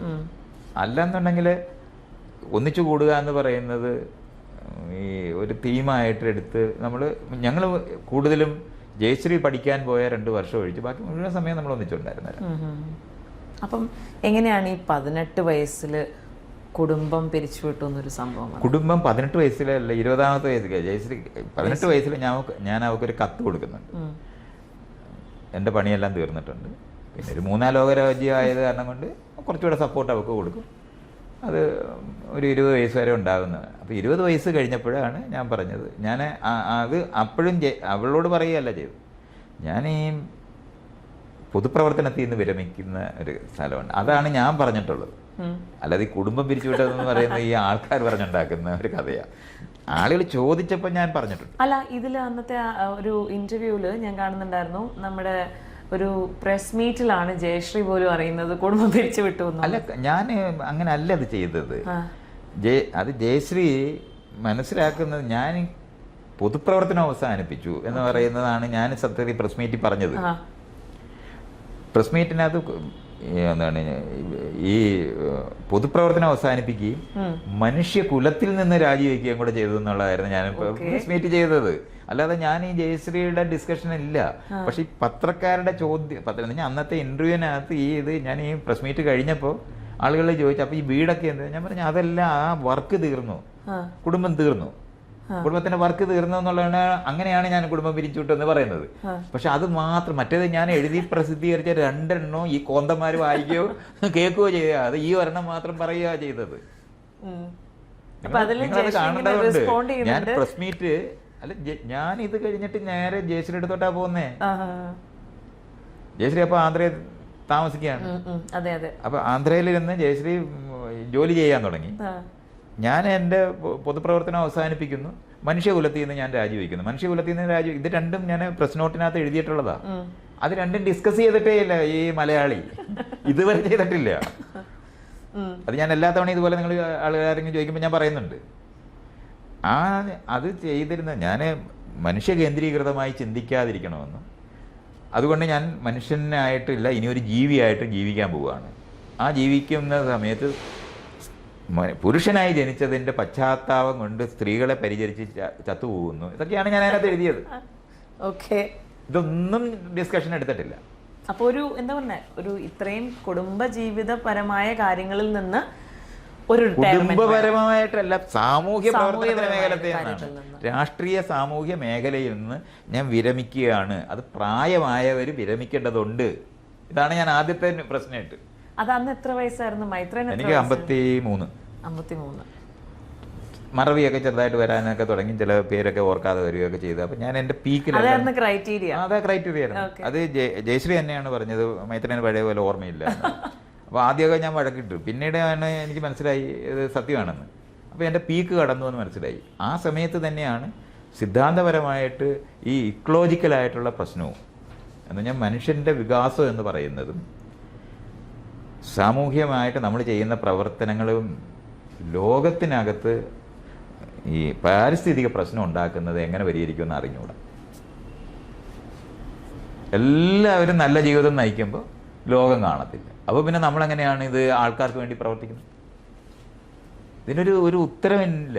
അപ്പൊ ആ വീട്ടില് മൈത്രേനില്ല, അവിടെ നിന്ന് ഇറങ്ങി. അല്ല, ആ വീട് ഞാൻ ഇറങ്ങിപ്പോയപ്പോൾ അവിടെ അത് നടത്തിക്കൊണ്ട് പോകുന്നതിന് ഒരു പാടുമില്ല. വാടക വീടാണ്.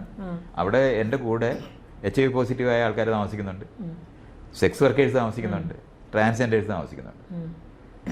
ഞാനും ജയശ്രീയും കനിയേ ഉള്ളൂ പിന്നെ അവിടെ ഇല്ലാത്തത്. മറ്റുള്ളവരെല്ലാവരും അവർക്ക് അവിടെ താമസിക്കുകയും തുടരുകയും ചെയ്യാമായിരുന്നു. അതിനുള്ള സിസ്റ്റവും എല്ലാം ഉണ്ട്. നമുക്കൊരു ഓർഗനൈസേഷൻ ഉണ്ടായിരുന്നു. ഇതെല്ലാം അവിടെ ഉള്ളതാണ്. നടത്തിക്കൊണ്ട് പോകാൻ പറ്റാതെ ഒന്നുമില്ല. ഞാൻ പോകുന്ന വഴി ഒന്നും കൂടുതൽ സംഭവിക്കുന്നില്ല. ഇതെല്ലാം ഉണ്ടായിട്ട് അത് നടന്നിട്ടില്ല. ഒരു വർഷം അത് കഷ്ടിച്ച് ഓടിയോടി. അത് കഴിഞ്ഞ് നിന്നുപോയി.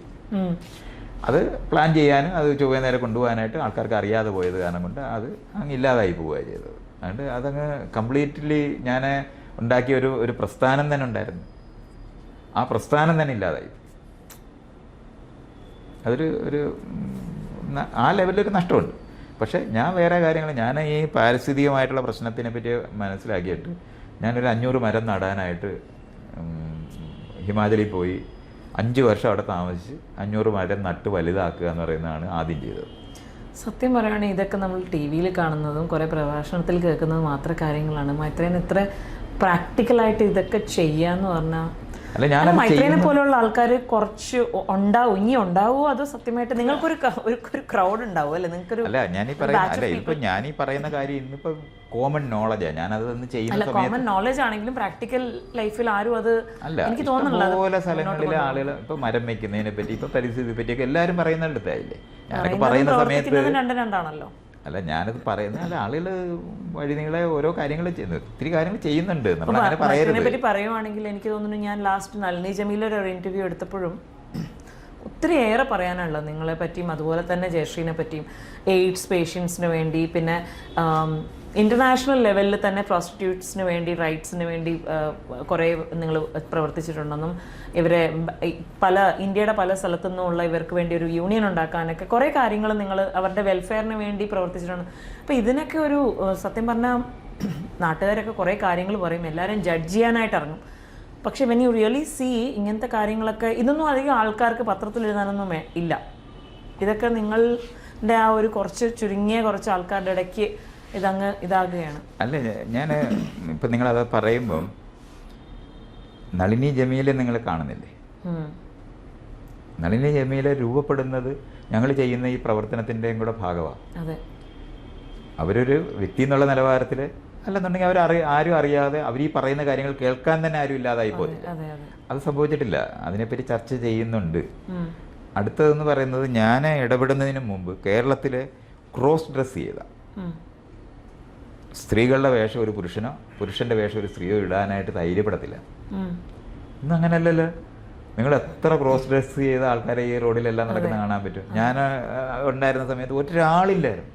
തമിഴ്നാട്ടിൽ ഇറങ്ങി അപ്പം കാണും, കർണാടകത്തിൽ ഇറങ്ങിയാൽ കാണും, കേരളത്തിൽ കാണത്തില്ലായിരുന്നു. ഇന്ന് കേരളത്തിനകത്ത് ടെലിവിഷനകത്ത് ഇരിക്കുന്നുണ്ട്, സിനിമയ്ക്കകത്ത് ഇരിക്കുന്നുണ്ട്, ഈ റോഡ് മുഴുവൻ നിൽക്കുന്നുണ്ട്, ഇവിടെ പ്രൈഡ് മാർച്ച് നടക്കുന്നത്, ഇതെല്ലാം നടക്കുന്നില്ലേ? അപ്പം നമ്മൾ ചെയ്ത ഒന്നും ഇല്ലാതായി പോയെന്ന് വിചാരിക്കാതെ അതിന്റെ എഫക്ട്സ് ഉറപ്പായിട്ടുണ്ട്. അതാണ് ആ എഫക്റ്റ്. മാത്രമല്ല, ആളുകളുടെ ഇടയിൽ ഇപ്പം നമ്മൾ ബോഡി ഷേമിങ്ങിനെ പറ്റി സംസാരിക്കത്തില്ലേ നിങ്ങൾ? ഇപ്പം നമ്മൾ ജെൻഡർ ആയിട്ട് ആളുകളെ അഭിസംബോധന ചെയ്യുമ്പോൾ ജെൻഡർ വിവേചനം കാണിക്കുന്നു എന്നുള്ള കാര്യം പറയുന്നില്ലേ? ഇപ്പം WCC ഉണ്ടാകുന്നില്ലേ? ഇതൊക്കെ എങ്ങനെ ഉണ്ടാകുന്നു? ഐ തിങ്ക് ഈ ഒരു ഡിസ്കഷനിൽ എനിക്ക് മനസ്സിലായ ഇപ്പം എന്തെന്ന് വെച്ചാൽ, കാര്യങ്ങൾ കൂടുതൽ ചെയ്യുക, നമ്മൾ അതിൻ്റെ ഒരു അംഗീകാരത്തിന് വേണ്ടി ഇറങ്ങി നടക്കാതെ പ്രാക്ടിക്കലി നമുക്ക് ചെയ്യാൻ പറ്റുന്നത്. അതുകൊണ്ടാണ് നമ്മളിത് പോകുമൊന്നും അല്ല ചെയ്തിട്ടുള്ളത്, സ്പ്രെഡ് ചെയ്യുക ചെയ്തിട്ടുള്ളത്. ധാരാളം മനുഷ്യരുണ്ടായിട്ട് പുതിയ തലമുറയ്ക്കകത്ത് ഞാൻ ഈ പറയുന്നതിൽ 80% അവരോട് പറയേണ്ട കാര്യം പോലും ഇല്ല. അവർ ജീവിക്കുന്നതാണത്. പരസ്പരം മര്യാദയ്ക്ക് പെരുമാറുന്ന സ്ത്രീ പുരുഷന്മാർ ഓൾറെഡി ഉണ്ടായി കഴിഞ്ഞിട്ടുണ്ട്. അതിൻ്റെ സംഘർഷം വീടുകളിലാണെന്നുള്ളത്. മക്കള് തുല്യമായി പെരുമാറുമ്പോൾ അവരെ എങ്ങനെ കൈകാര്യം ചെയ്യാൻ അറിഞ്ഞുകൂടാതെ ഇരിക്കുക എന്നുള്ളതാണ്. അവരെ അടിച്ചമർത്താൻ ശ്രമിക്കുകയാണ് ചെയ്യുന്നത്. ഈ സ്കൂളുകളാണ് ഇവിടുത്തെ ഏറ്റവും ഭീകര പ്രവർത്തനം ചെയ്യുന്നത്. ഈ സ്കൂളുകളാണ്. അവർ കഴിഞ്ഞ നൂറ്റാണ്ടിലാണ് ജീവിക്കുന്നത്. ഇതുകൊണ്ടാണ് നമ്മൾ ഏറ്റവും കൂടുതൽ ദുരിതം അനുഭവിക്കുന്നത്. ആണിനെ പെണ്ണിനെ രണ്ടാക്കി വെച്ച് വിവേചനം പഠിപ്പിക്കുന്ന ഇടങ്ങളാണ് സ്കൂളുകൾ മുഴുവൻ. നമ്മളെന്ത് പറയാനാ? 20 വർഷക്കാലം ജയശ്രീയൊപ്പം ജീവിച്ചു അല്ലേ? ആ സമയത്ത് വളരെ ഫെയ്ത്ത്ഫുൾ ആയിട്ടുള്ളൊരു ജെന്റിൽമാൻ ആയിരുന്നു. അതെ, കറക്റ്റാണ്. ഞാൻ അന്ന് ആ ഒരു ഇൻ്റർവ്യൂവിൽ കണ്ടത് ജയശ്രീ എന്നാൽ ആ സമയത്ത് പറഞ്ഞത് വേറൊരു റിലേഷൻഷിപ്പിൽ പോയിട്ടുണ്ടായിരുന്നു എന്നാണ്. അപ്പോൾ അങ്ങനെ ഒരു കാര്യത്തിനെ എങ്ങനെയാണ് കാണുന്നത്? ഞങ്ങൾ ഈ സംസാരിക്കുന്ന സമയത്ത് മനുഷ്യരെ പറ്റിയും മനുഷ്യരുടെ ബന്ധങ്ങളെ പറ്റിയൊക്കെ നമ്മൾ ചർച്ച ചെയ്തിട്ടുണ്ട്. ഞങ്ങൾ രണ്ടുപേരും കൂടി എക്സ്ക്ലൂസീവായ ഒരു ബന്ധമല്ലെന്ന്, അങ്ങനെ മനുഷ്യർക്ക് സാധ്യമല്ലെന്ന് അറിയുന്ന ആൾക്കാരായിരുന്നു. അതുകൊണ്ട് മറ്റ് റിലേഷൻഷിപ്പുകൾ ഉണ്ടാക്കാനുള്ള സാധ്യതയുണ്ടെങ്കിൽ ഉണ്ടായാൽ അതൊരു തെറ്റായിട്ട് കാണത്തില്ല എന്നുള്ള പറഞ്ഞിട്ടുണ്ട്. അത് പറഞ്ഞിട്ടുള്ളതായിരുന്നു. അപ്പം ജയശ്രീയും പറഞ്ഞിട്ടുണ്ടോ അങ്ങനെ നിങ്ങൾ പോയാൽ കുഴപ്പമില്ല? ഇല്ല, അങ്ങനെ പറഞ്ഞിട്ടില്ല. ഞങ്ങൾ ഡിസ്കസ് ചെയ്ത് പറഞ്ഞിട്ടേ ഉള്ളൂ. ഇങ്ങനെ പറഞ്ഞിട്ടുണ്ട്, നിങ്ങൾ പൊക്കോ അല്ലെങ്കിൽ നീ പൊക്കോ എന്ന് നമ്മൾ രണ്ടുപേരും പറയുന്നില്ല. പക്ഷെ ഉണ്ടാകാൻ സാധ്യതയുണ്ട്. ആ റിലേഷൻഷിപ്പിനെ നിഷേധിക്കേണ്ട കാര്യമില്ല എന്നും അത് ഒരു തെറ്റായിട്ട് നമ്മൾ കാണുന്നില്ല എന്ന് പറയുന്ന ചർച്ചയിൽ നമ്മൾ പോയിട്ടുള്ളതാണ്. മറ്റൊരാൾ പറയുന്നത് കൊണ്ടല്ലല്ലോ ഇത് ചെയ്യുന്നത്. നമ്മുടെ ജീവിതത്തിനകത്ത് കടന്നു വരുന്ന സമയത്ത് നമ്മൾ എങ്ങനെയാണ് അത് കാണുന്നത്. അപ്പം ഞാൻ മനസ്സിലാക്കിയിട്ടുള്ളതെന്ന് പറഞ്ഞാൽ, ഒരു റിലേഷൻഷിപ്പിന് എപ്പോഴും അറ്റൻഷൻ ആവശ്യമാണ്, സമയം ആവശ്യമാണ്. അപ്പം നമ്മൾ അതിന് കൊടുക്കുകയാണെന്നുണ്ടെങ്കിൽ മറ്റൊരു റിലേഷൻഷിപ്പിനകത്ത് നമുക്ക് ഇടപെടാൻ കഴിയില്ല. അത് തെറ്റായത് കൊണ്ടല്ല, പ്രയോറിറ്റി മാറും, നമുക്ക് സാധ്യമല്ലാത്തതുകൊണ്ടാണ്. ആകെ ഉള്ള സമയം എന്ന് പറയുന്ന അറ്റൻഷൻ. നമ്മളിപ്പോൾ ഒരാൾ 2 പേരെ ഒരേ സമയത്ത് പ്രണയിക്കുന്നു എന്ന് നോക്കി. ഒരാൾ പറയാണ് സിനിമ കാണാൻ പോവാ, മറ്റേ ആൾ പറയാണ് നമുക്ക് കടപ്പുറത്ത് പോകാമെന്ന് പറയും. ആരുടെ അടുത്ത് പോകും? നമ്മൾ ഒരിടത്ത് പോവുകയാണെന്ന് വെച്ചോ, മറ്റേ ആളോട് ഫോൺ വിളിച്ചിട്ട് കള്ളം പറയേണ്ടി വരും. അങ്ങനെ കള്ളത്തിൻ്റെ ഘോഷയാത്ര പറയുന്നവരായിട്ട് അവർ മാറും. പിന്നെ നമുക്ക് ഒരിക്കലും അവരെ ട്രസ്റ്റ് ചെയ്യാൻ പറ്റത്തില്ല. വിഷമമൊന്നും തോന്നാറില്ല. അതുകൊണ്ടാണ് അത് അങ്ങനെ ചെയ്യാൻ കഴിയാതിരിക്കുന്നതുകൊണ്ടാണ്, തെറ്റായത് കൊണ്ടല്ല. ഇതാണ് അതിനകത്ത് കാതലായി മനസ്സിലാക്കേണ്ടത്. അല്ല, അത് ശരി തന്നെയാണ്. ഇപ്പം മൈത്രേയൻ 20 വർഷം വളരെ ഇതായിട്ട് സ്റ്റേൺ ആയിട്ട് പറയുന്നുണ്ട്, ഞാൻ വേറൊരാളെ പറ്റി ചിന്തിച്ചിട്ടില്ലെന്നോ പോയിട്ടില്ലെന്നോ. ചിന്തിച്ചിട്ടില്ല എന്നുള്ളതല്ല, ഞാൻ റിലേഷൻഷിപ്പ് ഉണ്ടാക്കാനായി. കാരണം നമുക്ക് പ്രണയങ്ങളുണ്ടാകും, ഒരാളെ പരിചയപ്പെടുമ്പോഴൊക്കെ ഇഷ്ടങ്ങളുണ്ടാകും. അത് നമ്മൾ വെള്ളവും വളവും കൊടുത്ത് വളർത്തുമ്പോഴേ അത് വളരുള്ളൂ. അങ്ങനെ ഒരു ടൈം ഒരാളുമായിട്ട് സ്പെൻഡ് ചെയ്തിട്ടില്ല എന്നുള്ളതാണ് ഞാൻ ഈ പറയുന്നത്. അല്ല, പ്രണയം തോന്നാതിരിക്കുകയൊന്നുമല്ല, വളർത്താതിരിക്കുക എന്നുള്ളതാണ്. So you don't expect that the other person also does that. ഞാൻ അങ്ങനെ എക്സ്പെക്ട് ചെയ്തിട്ടില്ല. അത് ആദ്യമേ അറിയാം. കാരണം ഒരു മൊണോഗമസ് ആയിട്ടുള്ളൊരു ജീവിയല്ല മനുഷ്യനെന്ന് അറിയുന്ന അറിവ് എനിക്കുണ്ട്. അതുകൊണ്ട് തന്നെ വേറെ ആൾക്കാർക്ക് പ്രണയം ഉണ്ടാകുമെന്നും മറ്റൊരാളുടെ പ്രണയം തോന്നാമെന്ന് അറിയുന്നത് കൊണ്ടാണ്. അത് നമ്മൾ ചെയ്യാതിരിക്കുന്നത് മറ്റൊരു പ്രവൃത്തിയിൽ നമ്മൾ ഏർപ്പെട്ടിരിക്കുമ്പോൾ ചെയ്യണ്ട എന്നുള്ളത് കൊണ്ട് മാത്രമാണ്. പക്ഷേ അത് മറ്റൊരാൾ, എൻ്റെ കൂടെ ഉള്ള ഒരാൾ അതങ്ങനെ ചെയ്തുകൂടാന്നുള്ള ഇത് കാണുന്നില്ല, അങ്ങനെ കാണുന്നില്ല, അത് അക്സെപ്റ്റ് ചെയ്യും. പക്ഷേ ഇപ്പോൾ ജയശ്രീക്ക് ഒരാളോട് പ്രണയമൊക്കെ, ഒരാൾ നമ്മുടെ കൂടെ ഉള്ള ഒരാൾ വേറൊരാളെ പ്രണയിക്കുന്ന കാണാൻ ഒരു സെക്കൻഡ് കൊണ്ട് തന്നെ നമ്മൾ തിരിച്ചറിയും, നമുക്കത് കാണാൻ പറ്റും. അങ്ങനെ പറ്റാതിരിക്കുക എന്ന് പറയുന്നത് ശരിക്കും പറഞ്ഞാൽ പ്രണയം ഇല്ലാത്തവർക്ക് മാത്രമേ അത് കാണാതിരിക്കാൻ പറ്റുള്ളൂ. മറ്റേതെങ്കിൽ അവർ മറ്റവരിൽ ഉണ്ടാകുന്ന ചേഞ്ച് അപ്പം കാണാൻ തുടങ്ങും. അപ്പം ഞാനത് കണ്ടിട്ടുണ്ട്. ആ ഒരു സെക്കൻഡുകളിലൊക്കെ നമ്മുടെ ഈ ഉള്ളിലേക്ക് ഇത് വരും, ചെറിയൊരു നമ്മുടെ ടെൻഷൻ വരും. ഒരു ടെൻഷൻ അല്ലത്, നമ്മൾ സെലക്ട് ചെയ്ത ആൾ നമുക്ക് നഷ്ടപ്പെടുന്നു എന്നുള്ളതാണ് ഈ ടെൻഷൻ. ഇത് ബയോളജിക്കലായിട്ട് നമുക്ക് വരുന്നതാണ്. നമ്മൾ സെലക്ട് ചെയ്ത ഒരാളല്ലേ. നിങ്ങളിപ്പോൾ കടയിൽ പോയി നിങ്ങൾ വാങ്ങാനായിട്ട് പറഞ്ഞു വെച്ചിരിക്കുന്ന സാധനം തിരിച്ചു ചെല്ലുമ്പോൾ ആ സാധനം അവിടെ ഇല്ലെന്നുണ്ടെങ്കിൽ നിങ്ങൾക്ക് വിഷമം ഉണ്ടാകുന്ന പറയത്തിൽ അത്ര ലളിതമായിട്ട് മനസ്സിലാക്കണ്ട. അല്ലാതെ ഇതിനകത്ത് അത്ഭുതകരമായ കാര്യമൊന്നുമല്ല. സെലക്ട് ചെയ്ത ആൾ നമുക്ക് നഷ്ടപ്പെടുന്നതാണ് നമ്മുടെ ദുഃഖത്തിന് കാരണമായി മാറുന്നത്. ആ സെലക്ഷൻ്റെ പ്രശ്നമാണ്. അപ്പോൾ ആ സെലക്ഷൻ പലതരത്തിലുള്ള ആളുകൾ നമ്മുടെ ലോകത്തുണ്ടെന്ന്, നമ്മൾ പലതരത്തിലുള്ള മനുഷ്യരുടെ ലോകത്തുണ്ടെന്ന്, പലതരത്തിൽ നമുക്ക് ഇഷ്ടപ്പെടാൻ പറ്റും. പാട്ട് പാടുന്ന ഒരാളോട് സ്വാഭാവികമായിട്ട് എല്ലാവർക്കും ഇഷ്ടം തോന്നും. ആ ഇഷ്ടം തോന്നുന്ന സമയത്ത് അത് പ്രണയമായി മാറിപ്പോകാനുള്ള സാധ്യത എപ്പോഴും കാണാൻ പറ്റും. നല്ല കവിത എഴുതുന്നതിന്, കഥ എഴുതുന്നവരോട്, നല്ലോണം ഏതെങ്കിലും ഒരു കാര്യത്തിന് അത് പെർഫോം ചെയ്യുന്നവരോടൊക്കെ ഇഷ്ടം ഉണ്ടാകും. ഈ ഇഷ്ടം നമ്മൾ കുറച്ചുകൂടെ നമ്മൾ നർച്ചർ ചെയ്താൽ അത് പ്രണയമായി മാറും. ആ ഒരു ഇന്റർവ്യൂ തന്നെ ജയശ്രീ കൂടെ ഇരിക്കുമ്പോൾ തന്നെയാണ് പറയുന്നുണ്ട്, ഇതിനെപ്പറ്റി മൈത്രേനോട് സംസാരിച്ചിട്ടുണ്ടോ എന്ന് ചോദിച്ചപ്പോൾ പറഞ്ഞു ഇല്ല, മൈത്രേൻ അതിനെപ്പറ്റി ചോദിച്ചിട്ടില്ല. അപ്പൊ എപ്പോഴെങ്കിലും ഇങ്ങനെ ഒരു ഭാവവ്യത്യാസം വന്നിരിക്കുമ്പോൾ ചോദിച്ചിട്ടില്ല?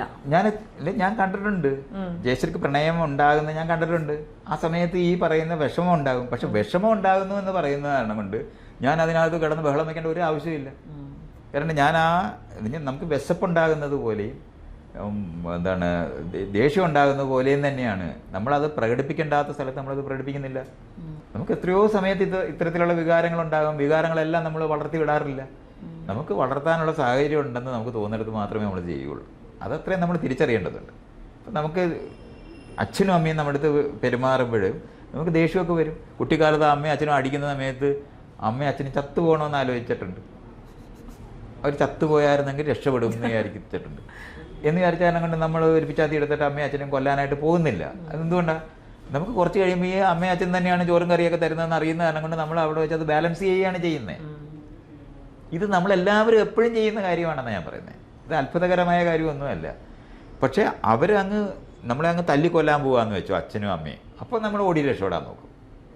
അപ്പോൾ നമുക്ക് അറിയാം അതിലില്ലാതെ അവർ പെരുമാറുന്നു. പക്ഷെ മറ്റേതങ്ങനല്ല.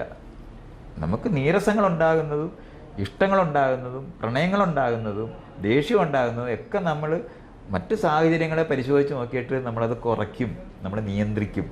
അത് അങ്ങനെ നിയന്ത്രിക്കുന്ന വഴി അത് അപ്രത്യക്ഷമാകുകയും ഇങ്ങനെയാണ് ഉള്ളത്. അപ്പോൾ ഒരു പ്രണയം വരിക എന്ന് പറയുന്നത് നമ്മൾ വെള്ളവും വളവും വളർത്തിയിട്ട് കൊടുത്തിട്ട് തന്നെയാണ്. ഇങ്ങനെ നിങ്ങളുടെ ഒരു ലൈഫ് സ്റ്റൈൽ, ബിക്കോസ് സാമൂഹികമായിട്ട് എല്ലാവരും അങ്ങനെ അല്ല ജീവിക്കുന്നത്, വളരെ സിമ്പിളാണ്. കനി എപ്പോഴെങ്കിലും വന്ന് ചോദിച്ചിട്ടുണ്ടോ?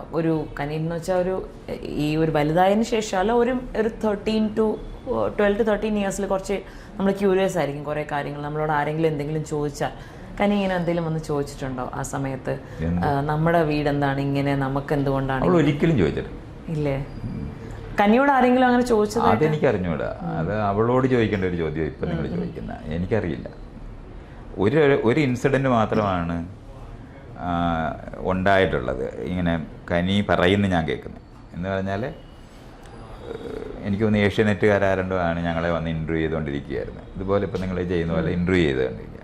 അപ്പോൾ പൊട്ടെന്ന് ഇവള് പുറത്തെങ്ങാണ്ട് കളിക്കുന്നിടത്തൊന്ന് ഓടി വീട്ടിലോട്ട് കയറിയ. അപ്പോൾ അവിടെ ഇൻ്റർവ്യൂ നടക്കുന്ന കണ്ടപ്പോൾ അവളവിടെ നിർത്തിയിട്ട് അങ്ങ് ഇറങ്ങിപ്പോയി.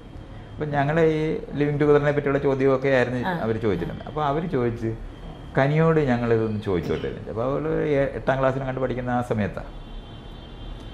അപ്പോൾ അവളോട് ചോദിച്ച്, അവർ വിളിച്ചിട്ട് ചോദിച്ച്, ഈ സ്കൂളിലൊക്കെ ചെല്ലുമ്പോൾ വിഷമമുണ്ടോ വീട്ടിൽ?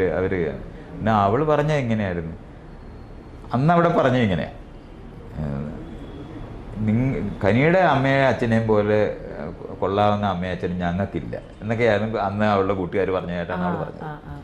അതേ സമയത്ത് ആ ഗ്രാമത്തിലുള്ളവരൊക്കെ പറയുന്ന കേട്ടിട്ട് അവർക്ക് ഭയങ്കര പ്രശ്നം ഉണ്ടായിട്ടുണ്ട്. ഞങ്ങൾ ജീവിക്കുന്നതൊക്കെ ശരിയല്ല, നോർമൽ അല്ലാതെ നമ്മൾ ജീവിക്കുന്നതെന്നൊക്കെ അവൾക്ക് അനുഭവിച്ചിട്ടുണ്ട്. അത് അവൾ പറഞ്ഞിട്ടുണ്ട്. അത് അവൾ ഇന്റർവ്യൂവിൽ പറയുന്നത് ഞാൻ കേട്ടിട്ടുണ്ട്. പക്ഷെ അന്ന് അവിടെ പറയുമ്പോൾ ഇങ്ങനെയാണ് പറഞ്ഞത്. കാരണം അവര് അവൾ അനുഭവിക്കുന്ന സ്വാതന്ത്ര്യം അല്ലാത്ത സാധനം മറ്റവർ അനുഭവിക്കുന്നു എന്ന് നമ്മൾ കാണുന്നുണ്ടായിരുന്നു. അത് ഈ കുട്ടികളും കാണുന്നുണ്ട്. പിന്നെ ഒരിക്കൽ അവൾ പറഞ്ഞ് ഇതുപോലെ തന്നെ എൻ്റെ അടുത്ത് വന്ന് ചോദിച്ചതാണ്. തൊട്ടടുത്ത വീട്ടിലാണ്. അവിടുത്തെ അപ്പൂപ്പൻ വന്നപ്പം അവർ രണ്ടുപേരും അവിടെ കളിക്കുന്ന കൂട്ടുകാരാ, രണ്ടുപേരും കട്ടിലിൻ്റെ കീഴിൽ കയറി ഒളിച്ചിരുന്നു. അതെന്തിനാന്ന് ചോദിച്ചു. അപ്പം ഞാൻ പറഞ്ഞ അവർ പേടിച്ചിട്ടായിരിക്കും. അതെന്തിനാ അപ്പൂപ്പനെ പേടിക്കുന്നത്? അത് അവൾക്ക് മനസ്സിലായതേ ഇല്ല. കാരണം അവളുടെ അപ്പൂപ്പനെ പേടിക്കുന്നില്ല, എന്നെയും പേടിക്കുന്നില്ല. അതെന്തിനാ പേടിക്കുന്നത് എന്നുള്ള അവൾക്ക് മനസ്സിലായിട്ടില്ല. അപ്പം അത് അവളെ ഒബ്സർവ് ചെയ്തതായിട്ട് പറഞ്ഞതാ. അപ്പം എല്ലാ വീട്ടിനകത്തും അപ്പൂപ്പന്മാരൊക്കെ വരിക എന്ന് പറഞ്ഞാൽ ശരിക്കും പറഞ്ഞാൽ അടിയന്തരാവസ്ഥ വരുന്ന പോലെയാണ് ആളുകൾ അനുഭവിക്കുന്നത്. അപ്പം അത് ഈ കുട്ടികൾ ഒളിച്ചിരിക്കുന്നുണ്ട്, കളിച്ചോണ്ടിരിക്കുന്ന വെറുതെ വെറുതെ അങ്ങനെ ഒരു ഫീലിംഗ് ഇതുവരെ കുട്ടിക്ക് വന്നിട്ടില്ല. അപ്പൊ ഇതുപോലുള്ള ഏരിയകളുണ്ട് എന്നുള്ളതല്ലാതെ അവൾ ഇതെല്ലാ ടൈപ്പും, കാരണം പെരയ്ക്കകത്തില്ലാത്ത അസ്വാതന്ത്ര്യം പുറത്തവൾ അനുഭവിക്കും എന്നുള്ളതാണ്. മറ്റുള്ളവരുടെ കമന്റിലാണ് ആ പ്രശ്നം നിൽക്കുന്നത്, അല്ലാതെ അവളുടെ ജീവിതത്തിലല്ല. അപ്പൊ അത് ഉണ്ടായിട്ടുണ്ട്. അത് ഇല്ലെന്ന് ഞാൻ വിചാരിക്കുന്നില്ല. പക്ഷെ അത് അവൾ എന്നോട് വന്ന് പറയുന്ന കാര്യം, അല്ലെങ്കിൽ ഞങ്ങൾ ജീവിക്കുന്നതിനെ പറ്റി ഒരിക്കലും ചർച്ചയ്ക്ക് അവൾ വന്നിട്ടേ ഇല്ല, ഒരു സമയത്തും ചെയ്തിട്ടില്ല. ഇന്നും ഇതുവരെയും ഞങ്ങൾ അങ്ങനത്തെ ഒരു അന്ന് അങ്ങനെ ജീവിച്ചതിനെ പറ്റിയോ ഒന്നും ഒരിക്കലും നമുക്ക് ഡിസ്കസ് ചെയ്യേണ്ടി വന്നിട്ടേ ഇല്ല. ഇന്നത്തെ ഈ തലമുറ എന്ന് പറയുന്നത് ഏറെക്കുറെ പറയുവാണെങ്കിൽ മൈത്രേയൻ പറയുന്ന ഒരു രീതിയിലാണ് പോകുന്നത്. അപ്പം ഇവിടുത്തെ ഈ ഒരു ലിവിൻ ടുഗെദർ എന്ന ഒരു സാധനം ഇപ്പം കൂടുതലായി വന്നുകൊണ്ടിരിക്കുകയാണ്. അതിൽ മൈത്രേയൻ്റെയൊക്കെ ഒരു കാഴ്ചപ്പാടിൻ്റെ പങ്കുണ്ടെന്ന് പറഞ്ഞാൽ എന്തു പറയും? അങ്ങനെയല്ല. അത് നമ്മൾ പറയുന്നത് കൊണ്ടൊന്നുമല്ല ഈ തരത്തിലുള്ള മാറ്റങ്ങളൊക്കെ ലോകത്ത് വരുന്നത്. ഓൾറെഡി വരുന്ന മാറ്റത്തിനെ അബ്സ്ട്രാക്റ്റ് ചെയ്ത് ഞാനൊക്കെ പറയുകയാണ് ചെയ്യുന്നത്. നമ്മളങ്ങനെ അത് മനസ്സിലാക്കേണ്ടത്. ഇപ്പോൾ ബസ് വരുമ്പോൾ ആ ബസ്സിനകത്തേക്ക് പലതരത്തിലുള്ള ആളുകൾ കയറിയാലേ ബസ് അത് ഓടിക്കാനും വയബിളായിട്ട് അത് നടത്തിക്കൊണ്ടു പോകാനും പറ്റത്തുള്ളൂ. ജാതി നിലനിൽക്കുന്ന ഒരു സമൂഹത്തിനകത്ത് ബസ് ഓടിക്കാൻ പറ്റുമോ നിങ്ങൾ വിചാരിക്കുന്നുണ്ടോ? തീണ്ടലും തൊടിയിലും നിൽക്കുന്ന സ്ഥലത്ത് ബസ് ഓടിച്ച് ആളുകളെ കൊണ്ടുപോകാൻ പറ്റും? അപ്പോഴാണ് അത് നമ്മൾ മനസ്സിലാക്കേണ്ടത്. ബസ് വരുമ്പം ജാതി മാറും. കാരണം എല്ലാവർക്കും ബസ്സിൽ കയറണം. അപ്പോൾ പഴയതുപോലെ ഇത് കാണിക്കാൻ പറ്റത്തില്ല. അപ്പോഴാണ് ഈ ആളുകൾ ആദ്യം ആലോചിക്കുന്നത്, ഈ തീണ്ടലും തൊടിയിലും ഇല്ലാതിരിക്കുകയാണെങ്കിൽ എല്ലാവർക്കും കൂടെ ഈ ബസ്സിൽ കയറി പോകാൻ പറ്റുമോ എന്നൊക്കെ മനസ്സിലാവും. അപ്പോൾ ആദ്യം അതിനകത്ത് ഏറ്റവും അവസാനമായിരിക്കും ഇവിടുത്തെ ഉയർന്ന നിലയിലുള്ള ആൾക്കാർ അതിനകത്ത് കയറിയിട്ടുണ്ടെങ്കിൽ. കാരണം മറ്റുള്ളവരോടെ കൂടി ഇരിക്കേണ്ടി വരും. ഇതൊക്കെ കൊണ്ട് ബസ്സിനകത്ത് കയറാൻ മടിച്ചിട്ടും ഉണ്ടാവും, നടന്നൊക്കെ അന്നവർ പോയിട്ടും ഉണ്ടാവും. ഇതൊക്കെ നമ്മൾ മനസ്സിലാക്കേണ്ടതുണ്ട്. ഇതുപോലുള്ള പബ്ലിക് റോഡ് വരുമ്പോൾ, ബസ് വരുമ്പോൾ, ട്രെയിൻ വരുമ്പോഴൊക്കെയാണ് ഈ തരത്തിലുള്ള വിവേചനങ്ങൾ അവസാനിക്കുന്നത്. അങ്ങനെ അല്ല നമ്മൾ ഉപദേശിക്കുന്നതുകൊണ്ടല്ല. അങ്ങനെ ചെയ്യാൻ പറ്റുമെന്ന് കാണുമ്പോഴാണ് നമ്മൾ ഈ വിവേചനങ്ങൾ ഇങ്ങനെ മാറ്റാൻ പറ്റുമെന്ന് കാണുന്നതും ബാക്കികളോട് പറയാനും പറ്റുന്നത്. ബസ്സിൽ കയറിപ്പോ എന്നൊക്കെ പറയാൻ പറ്റുന്നത് അപ്പോഴേ പറ്റുള്ളൂ. അങ്ങനെയും കൂടെ, അല്ലാതെ ആളുകളുടെ ഉപദേശം കൊണ്ടല്ല ലോകം മാറുന്നത്. ലോകത്ത് ഇതുപോലുള്ള കണ്ടുപിടുത്തങ്ങളും ഈ തരത്തിലുള്ള മാറ്റങ്ങളും വരുമ്പോഴാണ് ലോകത്ത് യഥാർത്ഥത്തിൽ ജനാധിപത്യപരമായ ലോകം ഉണ്ടാകുന്നത്. ഇന്നിപ്പോൾ നമ്മൾ ഈ കാണുന്ന ലോകത്ത് ഇൻ്റർനെറ്റും ഈ ടെലിവിഷനും ഈ സാധനങ്ങളെല്ലാം വന്ന് മനുഷ്യർക്ക് എല്ലാ തരത്തിലുള്ള അറിവ് ആക്സസിബിളായി മാറുന്ന കാരണം കൊണ്ടാണ് ഈ മാറ്റം വരുന്നത്. അല്ലാതെ ഞാനൊക്കെ ഇരുന്ന് മിണ്ടുന്നതുകൊണ്ടല്ല. അത് തെറ്റിദ്ധരിക്കരുത്. നമ്മൾ എപ്പോഴും കാണുന്നതാണ് ആശയം കൊണ്ട് ലോകം മാറുകയാണെന്നൊക്കെ പറയും. അങ്ങനെയല്ല. ലോകത്ത് ഈ ആശയങ്ങൾ ഉണ്ടാകുന്നത്, ലോകത്ത് ഇതുപോലുള്ള ഒരു കണ്ടുപിടുത്തം ഉണ്ടാകുന്നത്, അല്ലെങ്കിൽ ഒരു ലോകത്ത് മാറ്റം ഉണ്ടാക്കുന്ന ഒരു പ്രവൃത്തി ഉണ്ടാകുമ്പോഴാണ് അതിനകത്തു നിന്നാണ് ഈ ആശയങ്ങൾ പുതിയതായിട്ടുണ്ടാകുന്നത്. ഇപ്പം ജനാധിപത്യത്തിനെ പറ്റി, സമത്വത്തിനെ പറ്റിയൊക്കെ ഫാക്ടറി ഉണ്ടായപ്പോഴാണ് ഇതൊക്കെ ആവശ്യമായിട്ട് വരുന്നത്. അപ്പോഴാണ് ഈ മൂല്യങ്ങൾ ഉണ്ടാകുന്നത്. അല്ലെങ്കിൽ മൂല്യം താനെ ആകാശത്തു നിന്ന് ഉൽപ്പാദിപ്പിച്ചിട്ട് ഒരാൾ പറയുമ്പോൾ നാട് മാറുമല്ല. ഫാക്ടറി ഉണ്ടായപ്പോൾ പലതരത്തിൽ തട്ടിലുള്ള മനുഷ്യരെ ഒന്നിപ്പിച്ച് അവിടെ കൊണ്ടുവരുമ്പോഴാണ് തുല്യതയെ പറ്റി നമ്മൾ സംസാരിച്ചത്. അങ്ങനെയാണ് അതൊക്കെ. അല്ലാതെ ഞാനിരുന്ന് ഈ ജനങ്ങളോട് പറഞ്ഞിട്ടൊക്കെയാണെന്നോ അല്ലെങ്കിൽ നമ്മൾ ഇങ്ങനെ മഹാന്മാർ ജനിച്ച് നാട് നന്നാക്കി എന്ന് പറയുന്നത് അസത്യമാണ്. എക്സ്പീരിയൻസ് ആണ് ഒരാളെ നാട് മാറുന്നതിനെ പറ്റിയുള്ള അബ്സ്ട്രാക്ട് ചെയ്ത് ഇവരിത് പറയുന്നുണ്ട്. അപ്പോഴാണെങ്കിൽ നമുക്കിത് നടന്നുകൊണ്ടിരിക്കുന്ന കാര്യങ്ങൾ എങ്ങനെ മനസ്സിലാക്കണമെന്ന് പറയുന്നത് അതാണ് ചെയ്യുന്നത്. ഞാനിരുന്ന് പറയുമ്പം ലോകത്തിൽ യഥാർത്ഥത്തിൽ വന്നിരിക്കുന്ന മാറ്റം, ആ മാറ്റം എങ്ങനെയാണ് മനസ്സിലാക്കി നമ്മൾ ജീവിക്കുന്നത്. സ്കൂൾ വന്ന വീട്ടിലുള്ള അമ്മയും അച്ഛന്മാരുടെ അറിവിനേക്കാളും അറിവുള്ള കുട്ടികളുണ്ടാകും. ആ കുട്ടികൾ തിരിച്ച് വീട്ടിൽ വരുമ്പോൾ അമ്മയ്ക്കും അച്ഛനും അറിവില്ലാത്തവരായി മാറുന്നതാണ്. അത് ആ സ്കൂള് തുടങ്ങിയത് കൊണ്ടാണ് ഇത് സംഭവിക്കുന്നത്, അല്ലാതെ ഉപദേശിക്കുന്നുണ്ടല്ല. ഇപ്പം ഞാൻ പലപ്പോഴും വീഡിയോസ് കാണുമ്പോഴും അതുപോലെ തന്നെ ഇപ്പം ഈ ഇൻ്റർവ്യൂവിന് എനിക്ക് മുന്നേ ഞാൻ ഡിസ്കസ് ചെയ്ത കാര്യമാണ്, നമ്മളുടെ ഈ നാട്ടിലുള്ള പൊളിറ്റിക്സൊക്കെ ഭയങ്കര കൺവീനിയൻ്റ് ആയിട്ട് നിൽക്കുന്ന ഒരു പൊളിറ്റിക്സ് ആണെന്ന് പറഞ്ഞാൽ ആൾക്കാർക്ക് അവർ പറയുന്നത് വേറെയും എന്നാൽ പൊതുപ്രവർത്തനത്തിൽ ഒരു ട്രാൻസ്പാരൻസി ഇല്ലാത്ത ഒരു പൊളിറ്റിക്സ് ആണ് നമ്മൾ കാണുന്നത്. അപ്പോൾ മൈത്രേനെ പോലെയുള്ളവർക്ക് മുന്നോട്ട് വന്നൂടെ എന്നാണ് ഞാൻ ചോദിക്കുന്നത്. അപ്പം നമുക്കൊക്കെ ചിലപ്പോൾ അതിനുള്ള ഒരു ഇൻസൈറ്റ് ഇല്ലായിരിക്കാം, അല്ലെങ്കിൽ ആ consistency of love for people അത് നിങ്ങൾക്ക് കൂടുതലുണ്ട്. അപ്പോൾ അതങ്ങനെയുള്ളവർ പൊളിറ്റിക്സിലോട്ട് വരുന്നില്ലേ കുറേ കൂടി നമുക്ക് എല്ലാവർക്കും നല്ലത്? ഞാൻ രാഷ്ട്രീയക്കാരനാണ്, ജനാധിപത്യത്തിനകത്ത് ഞാൻ രാഷ്ട്രീയക്കാരനാണ്. നിങ്ങൾ ഈ കക്ഷി രാഷ്ട്രീയത്തിനെ പറ്റിയാണ് പറയുന്നത്. കക്ഷി രാഷ്ട്രീയമല്ല രാഷ്ട്രീയം. രാഷ്ട്രത്തിനെ പറ്റിയുള്ള അങ്ങനെ ഒരു പദവിയിലോട്ട് വരുമ്പം ചെയ്യാൻ പറ്റുന്ന പദവികളാണ് നമ്മുടെ പ്രശ്നം. അല്ല, എന്നാലും അതിൽ കൂടുതൽ നമുക്ക് അത് തന്നെയാണ് പറ്റത്തില്ല. അത് തന്നെയാണ് ഞാൻ ഇന്ന് ഞാനിരുന്ന് പറയുന്ന മുഴുവനും. ജനാധിപത്യ സംവിധാനത്തിന് ആവശ്യമായിട്ടുള്ള ഘടനാപരമായ സ്ട്രക്ചറൽ എന്ന് നമ്മൾ പറയുന്നത് മാറ്റങ്ങൾ നമുക്ക് വരുത്താൻ കഴിയാതെ ജനാധിപത്യം വരില്ല. ഇന്ന് നമ്മൾ ജനപ്രതിനിധികളെ തിരഞ്ഞെടുത്താൽ അവർ പോയിരിക്കുന്നത് രാജാവിൻ്റെ കൊട്ടാരങ്ങളിലാണ്, രാജാക്കന്മാരിരുന്ന മുറികളിലാണ്. ആ മുറിയെല്ലാം ഡിസൈൻ ചെയ്തിരിക്കുന്നത് അവരെ നമ്മളെപ്പോലുള്ള ആൾക്കാരെ പ്രജകളാക്കാനാണ്, ചെറിയവരാക്കാനാണ്. കൊട്ടാരം വലുതായിട്ടുണ്ടാക്കുന്നത് നമ്മളെ ചെറുതാക്കാനാണ്. സെക്രട്ടേറിയറ്റിനകത്തെ വലിയ മുറിയിലാണ് മുഖ്യമന്ത്രി ഇരിക്കുന്നത്. വലിയ മേശയുടെ പുറകിൽ വലിയ കസേരയിലാണ് ഇരിക്കുന്നത്. അവിടെ ഇരുന്നു കൊണ്ട് മര്യാദയ്ക്ക് എങ്ങനെ പെരുമാറുമെന്നാണ് നിങ്ങൾ വിചാരിക്കുന്നത്? തോക്ക് കൊടുത്തിട്ട് ഒരു പെണ്ണിനെ പ്രണയിക്കാൻ പറയുന്ന പോലെ വെടിവെച്ചിട്ടിട്ട് പ്രണയിക്കാൻ പറ്റുമോ? തോക്ക് പ്രണയത്തിൻ്റെ സാധനമല്ല. ജനാധിപത്യത്തിൻ്റെ സ്ട്രക്ചർ എന്ന് പറയുന്നത് ഇതുവരെ നമുക്ക് ഉണ്ടാക്കാൻ കഴിഞ്ഞിട്ടില്ല. ഇതുകൊണ്ടാണ് ഇത് വർക്ക് ചെയ്യാത്തത്. 70 വർഷമായിട്ട് നമ്മൾ പരാജയപ്പെട്ടിരിക്കുന്നത് സ്ട്രക്ചറലായിട്ട് ഇത് മാറ്റേണ്ടതുണ്ട്.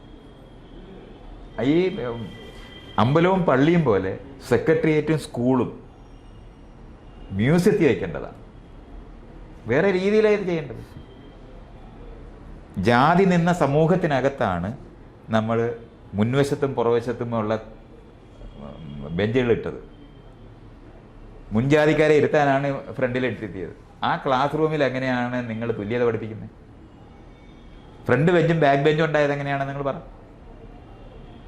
ഇപ്പം നമ്മൾ രണ്ടുപേരും കൂടെ ഒരുപോലത്തെ കസേരയിലായിരിക്കുന്നത്. ഇതുപോലെ ഇരിക്കാൻ എന്തുകൊണ്ടാണ് നമുക്ക് കഴിയാതെ പോകുന്നത്? വൃത്തത്തിലുള്ള ക്ലാസ് റൂമിനെ പറ്റി ഇതുവരെ ആലോചിക്കാനൊക്കാത്ത എന്താ?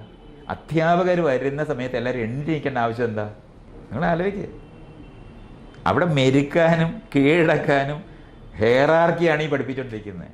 ജനാധിപത്യത്തിൻ്റെ ലക്ഷണമില്ലാത്ത ക്ലാസ് റൂമാണ്, ജനാധിപത്യത്തിൻ്റെ ലക്ഷണമില്ലാത്ത പോലീസ് സ്റ്റേഷനാണ്, ജനാധിപത്യത്തിൻ്റെ ലക്ഷണമില്ലാത്ത കോടതികളാണ്, ജനാധിപത്യത്തിൻ്റെ ലക്ഷണമില്ലാത്ത അഡ്മിനിസ്ട്രേഷനാണ്. ഇതുകൊണ്ടാണ് ഇത് നടക്കാത്തത്. ഇലക്ഷൻ നടക്കുന്നില്ലെന്ന് വെച്ചോ, അടുത്ത 20 വർഷം ഭരണം നടക്കത്തില്ലേ? നടക്കും. എന്തുകൊണ്ടാണ്? ജനാധിപത്യം വർക്ക് ചെയ്യുന്നില്ല. ഇലക്ഷൻ ആവശ്യമില്ലാത്ത സ്ഥലത്താണ് നിൽക്കുന്നത്. ഇത് എല്ലാ ഉദ്യോഗസ്ഥന്മാരും തിരഞ്ഞെടുക്കപ്പെട്ടവരാണ്. ഇതുവരെ ആളുകൾ ആലോചിച്ചിട്ട് പോലുമില്ല. ഇത് രാജാവിന് വേണ്ടി ഉണ്ടാക്കിയതാണ് ഈ പോലീസ്. പോലീസിങ് എന്തിനാണ്? നമുക്ക് എന്തിനാണ് പോലീസ്? പരസ്പരം നമുക്ക് എല്ലാവരും ഒരുപോലെ ചിന്തിക്കുന്നില്ല. ഒരാളെ ചിന്തിക്കാൻ വേറെ ആളാണോ തീരുമാനിക്കുന്നത്?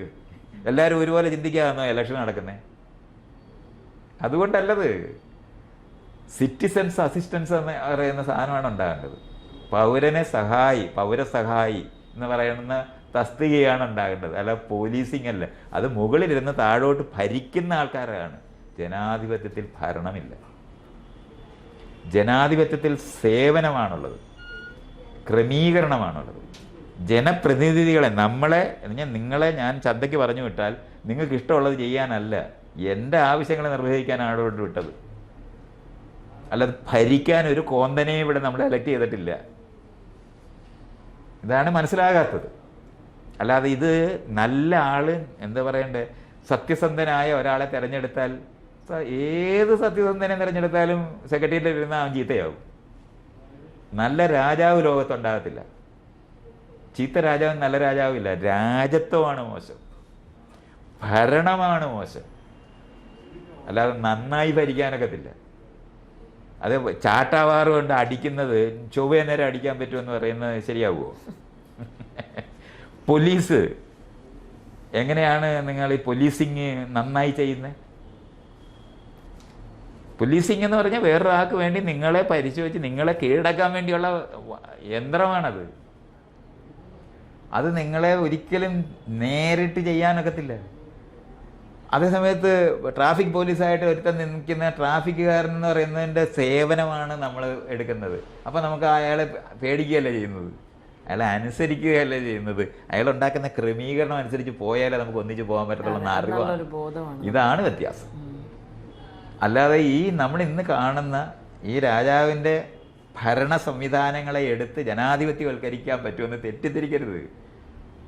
സുപ്രീം കോടതി എന്ന് പറഞ്ഞാൽ അസംബന്ധമാണ്. സുപ്രീം എന്തുവാണ് ജനാധിപത്യത്തിൽ?